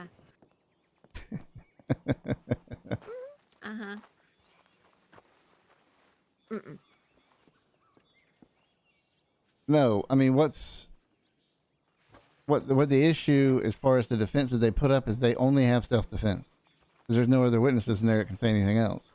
So they did not put up a defense. They called one witness whose opinion, which his whole testimony was stricken from the record. They could have called, they could have called their clients up there to say what happened. They could have said, that's not on the record now. Their clients could have said, yeah, he pulled out his thing. I was in fear for my life, blah, blah, blah. Yes, it's in a statement, but that's why you have the testimonial evidence there. So that was a pretty big ball drop in my mind. And I think it was unfortunate for their clients. But again, this is 2 counts of aggravated battery. Their world is not over with. They're going to be RPing on the server. This is good for their storyline. I don't know if they're pushing to be shitheads or big prims or whatever. But this is not going to be the end of their world. Will Williams, motherfucker, and right behind me. Actually, I didn't bring enough for everybody. Like a lassie walked up to get on the damn get on the stand. And all the witnesses that we called gave direct impressions of what they experienced Wait, on the text me scene. this one. They brought somebody to give opinions that, were not about this incident. If they survive, yes. Oh.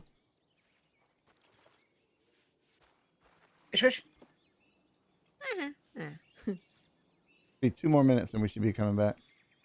Okay, I probably fell asleep anyway. But see, they subpoenaed Lassie, and they subpoenaed this other guy, and they didn't even call Lassie. What? Are you okay? Yes, yes, fine.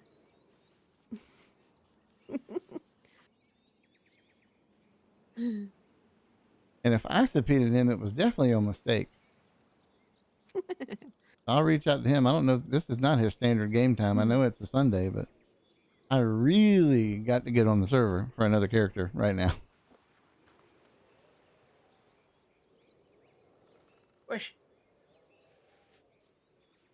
You got a little bit on your chin there. We're at 2 hours for an aggravated battery trial. And a lot of that's my fault. I get that. I had to call a lot of witnesses, but I think I got everything I needed established. I'm glad I didn't go any further. And if they, I get the court RP, which is great. I'm glad anybody who wants it can have it. It just is what it is. But anytime we put one of these trials on it, it takes time to do it.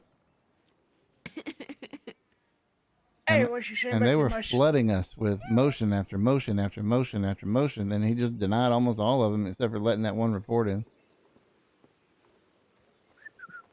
How come Judge just gets a 20-minute break?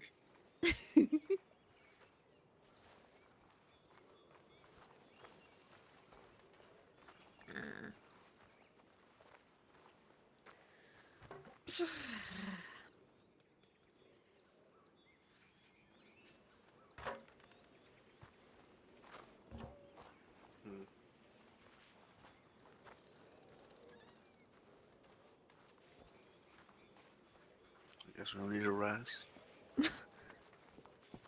I think all are present and accounted for. All rise for Magistrate Carlo. Ah! Have your seats.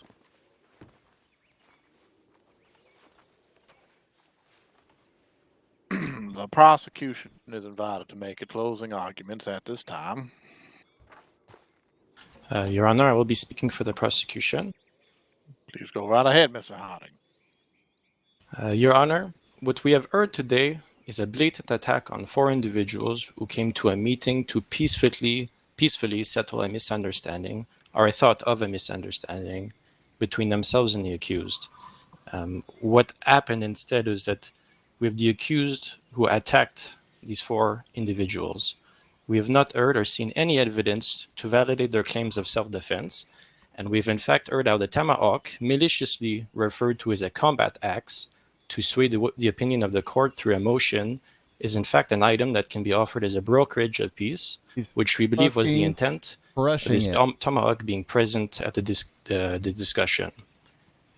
No testimony we heard refers to it being used in an aggressive manner, or being thrown, etc. And furthermore, the accused did not to speak as to how they felt their lives were in danger, nor did they take the stand. Therefore, how can the argument be made in good faith? God damn, he killed it. Instead, what we have heard is a tribe that came in peace and still in the face of violence reacted peacefully. So I asked that justice be served today for them, Your Honor. That is all. Thank you. Oh my Thank God. you, Mr. Harding. Easy clap. Who will be presenting the closing arguments for the defense? Holy shit. I will be reading the closing arguments, Your Honor. Fucking Go ahead, Mr. Clifford Sanders. Permission to enter the well. Destroyed No it. permission needed. Go ahead. I don't want to get tackled by a bailiff. Oh, you won't. Wow. Trust me, if I thought someone was threatening my life, I would shoot myself. Carry on. Life is messy. Even messier on the frontier. We all know that.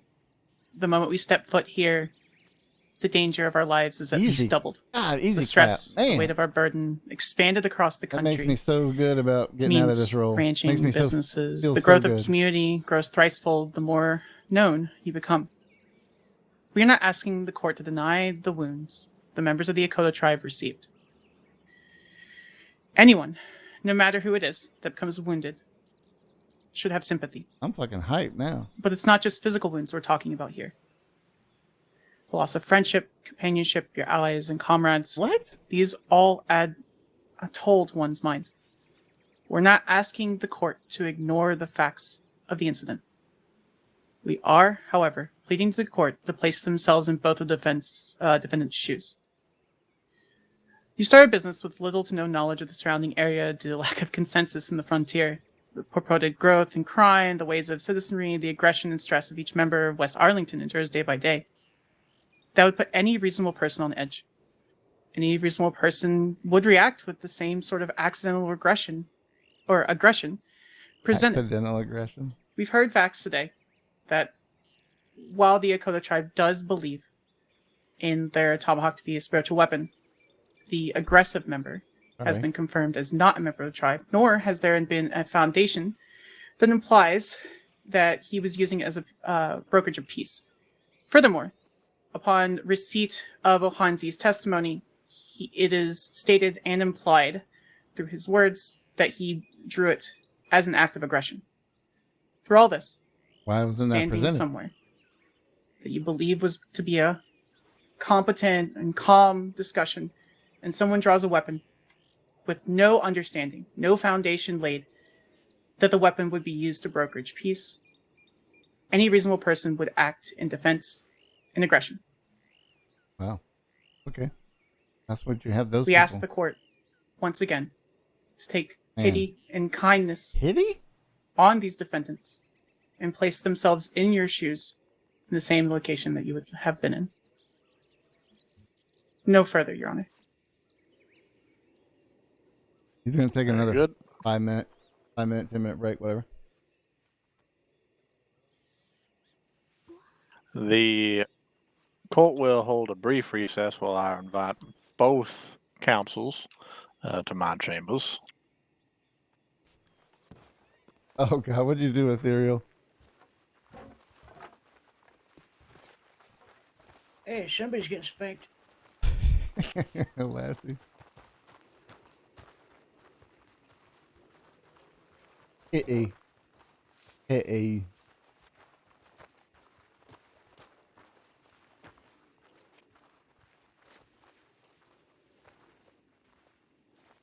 All right, folks. So, very interesting case. I commend both sides on their attempts to make arguments. However, the argument that has been made so far on behalf of Davenport and English on the grounds of self-defense, unless there's something I'm missing here, appears to be relatively unsubstantiated through testimony, etc. Exactly. I would Could concur, you Your Honor. elaborate on that, Your Honor? Could you elaborate on it, please? Of course. Give me just 1 second.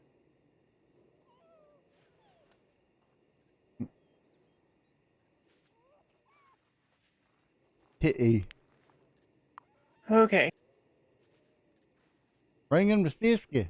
What's up, Star Dancer? That's Pixel. If we look at the case Beard v. U.S. back in Oh, Jesus 1895, that opinion by the Supreme Court I don't has care been... about that opinion. I'm asking about how what you have presented today concludes that your clients acted in self-defense, unless I am missing something.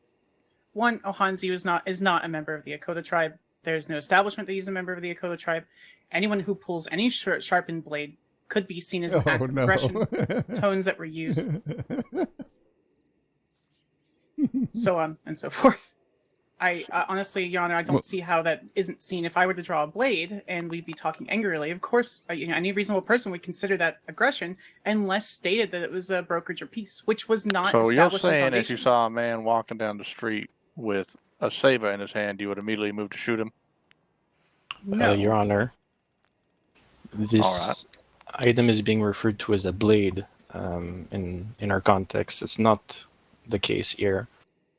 It's a sharpened weapon, however.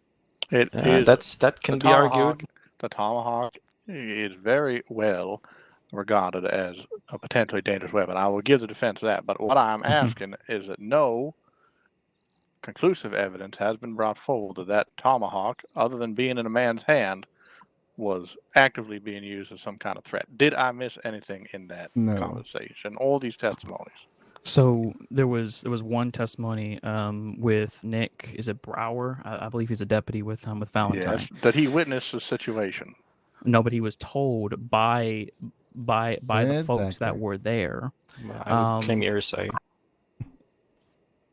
It's not necessarily hearsay, That's but go not ahead. hearsay, yeah. Well, it wasn't objected to as hearsay during the court. But anyways, but he had said that Ohanzi did, from what had been told, that Ohanzi did indeed brandish and raise the axe towards English. And then Yes, that's what he was told. Correct. Right, Your Honor, we would have welcomed that these defendants, which although they're not required to, we would have loved to have had this clarification by the defendants themselves, where they could have made their feelings abundantly clear as to why they felt their life was in danger, instead of just being a general statement that they all just felt their life was in danger. We would have loved to have been able to ask them that question. Well, Your the Honor, defendants have a right not to self-incriminate. That's fine. Exactly. Yep. But I think that's the choice that they made. I think they're now going to have to sit in it.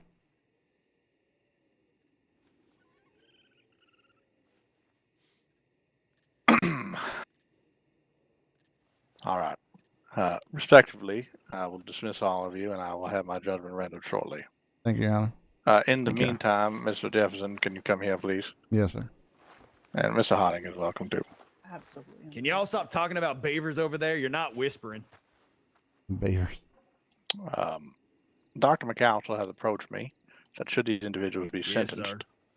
that she has alternate ideas for how they could be held criminally liable, including that one of them has a great amount of, I believe, iron ore or something that is needed for the hospital you refurbished. Your Honor, I would not like to get involved in that, honestly, and sponsor that. I think these individuals have played enough games for these two charges of aggravated battery. Oh, I'm not disagreeing. All I'm saying is Dr. McAllister had petitioned the courts that if these individuals are found guilty, that some of the resources that they possess could be handed over to the state in lieu of financial penalty in order to be better served in assisting with building a hospital. As far as fines and things like that, Your Honor, I would just defer to your judgment or however you impose sentence, but I still would like you to consider all the effort and everything that went into that case as far as sentencing and fining and all that. That's all I can request. Yeah. I was speaking just in lieu of financial penalty strictly. Yeah, I could care less about the money. I just want to make sure the time is respected for the Dakota. All right, very good. Thank you. Yeah. Thank you.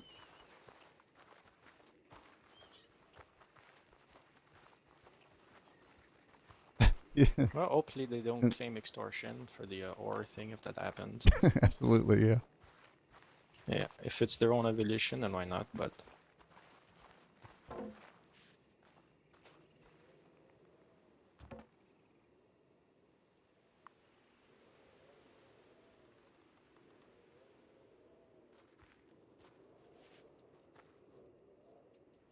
All right.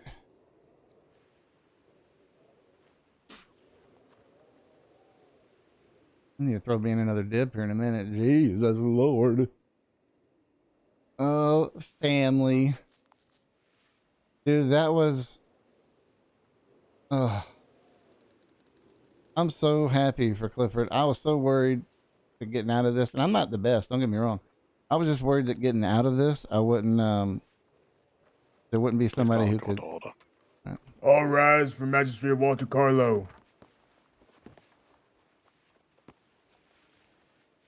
Thank you, Sage. Please have your seats.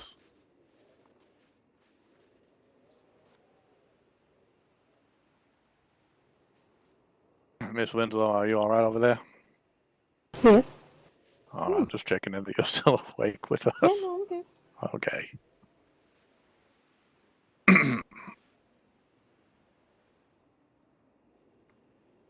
The court has heard today very spirited arguments made from both sides. Some witnesses were called and pieces of evidence had been submitted that were not examined here today in court. Yep. However, Miss Sanders, is there something wrong with your eyes? No, Your Honor, I'm still reacting from the horse kick a few days ago. My apologies. All right. You should probably see a doctor. The I would. Yeah. court Mhm. was taking all of this into consideration.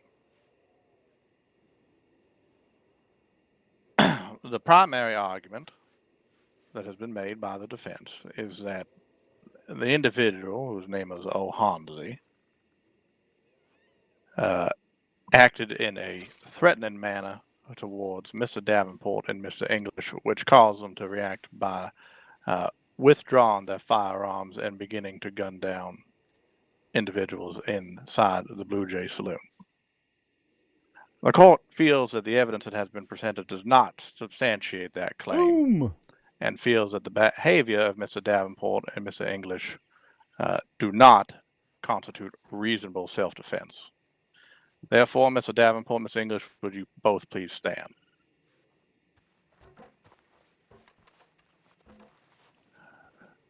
Mr. English, this court finds you guilty of 2 counts of aggravated battery.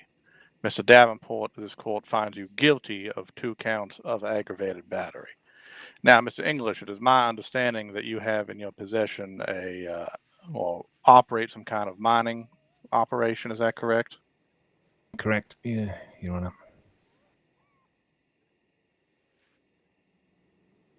Honor. Correct, Your Honor. And your mining operation, what kind of resources does your mining operation yield? Copper and iron ore, Your Honor. Very good. In addition to the 6 months which you shall be serving in Sisika as a result of your actions, you will also 3.5 be days. financially required. So you'll also be required to hand over the equivalent of $250 worth of iron ore to the state, specifically to the West Arlington Medical Association, in order that they may use those resources to build a hospital. Your If Honor. you want, yes, Whoa. Miss Sanders. Better be careful. Your Honor, I already received a note in discussion with Dr. McAllister. The defense would like to request a commute for the time served in Sisika as assistance for community service and helping the West Arlington Medical Society. There's no objection to their resources being added to the West Arlington Medical Society. Ms. McAllister will corroborate this discussion. Mr. Jefferson, do you have any objections? Well, we'd have liked to have heard the entire verdict and penalties before we made an objection, but I would object strongly against any type of release from custody. They need to serve the time that you've put on them.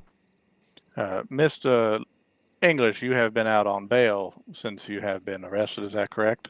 Correct, Your Honor. How much time have you served in custody? Probably a little over a day. What would feel like? All right. Then the time of 6 months will stand, and the financial penalty may be paid $250 either in the equivalent amount of iron ore or in cash to the West Arlington Medical Association so that they may acquire the resources themselves. Additionally, you will spend a 1-year period of parole whereby you will be forfeiting your right to carry any firearms within any county of West Arlington.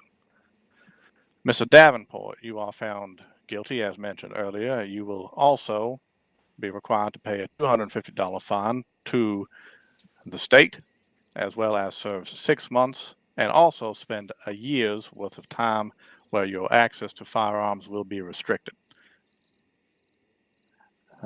Bailiff, both these individuals can be escorted now to begin serving their sentence. This case, Your Honor, defense will appeal this on you conditions can. I will hold you in contempt if you would like to make outbursts. You can file your motions with the court later on.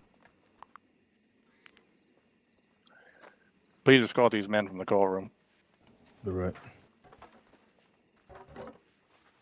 All right, if you do it, follow me. Silver, go with him. Nick, go with him. Courtroom is now dismissed. Thank you, Your Honor.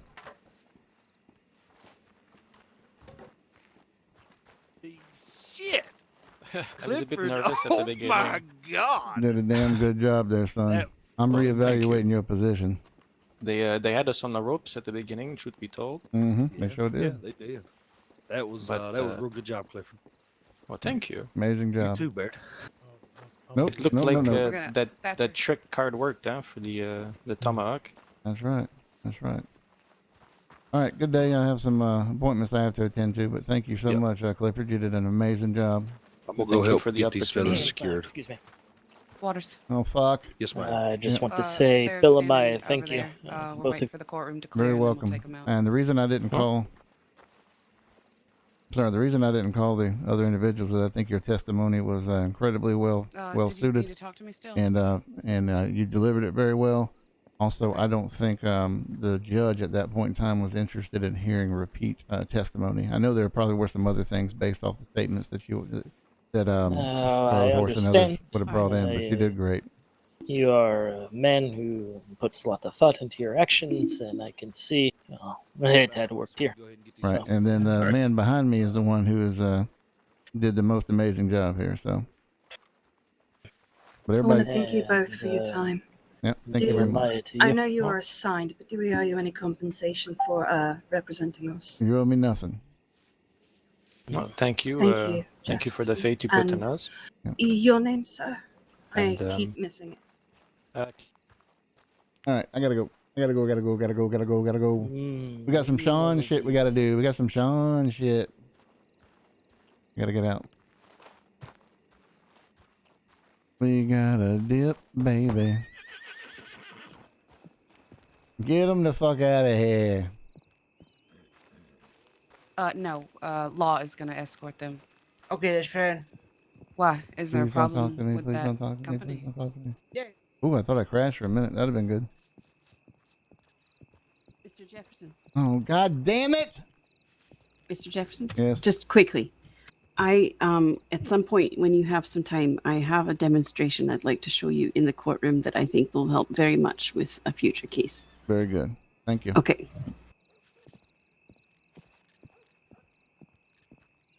God damn it. All right, let's do this real quick. We're going to raid somebody real quick, and then I'm going to take a break, use the restroom, then I'm going to jump back on the server. But we're going to send you over to someone here. Just give me 1 second. Be right back.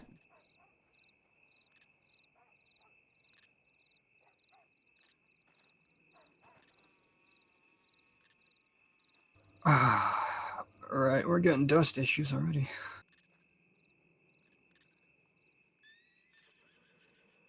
All right, so jump on that, please. I'm going to go raid Cam the Cowboy Man. He's going to be involved in this story a little bit later. I'll be streaming too, but Yeah, I don't... get Cam's perspective. It's going to be All right. very interesting. That's all right, I just give it a hope you minute. have a great day, and thank you for joining us here. We're at 4 Yeah. hours. But I hope everyone has Joel? a great rest of the day. See y'all later on. Yeah, I can't see either of them.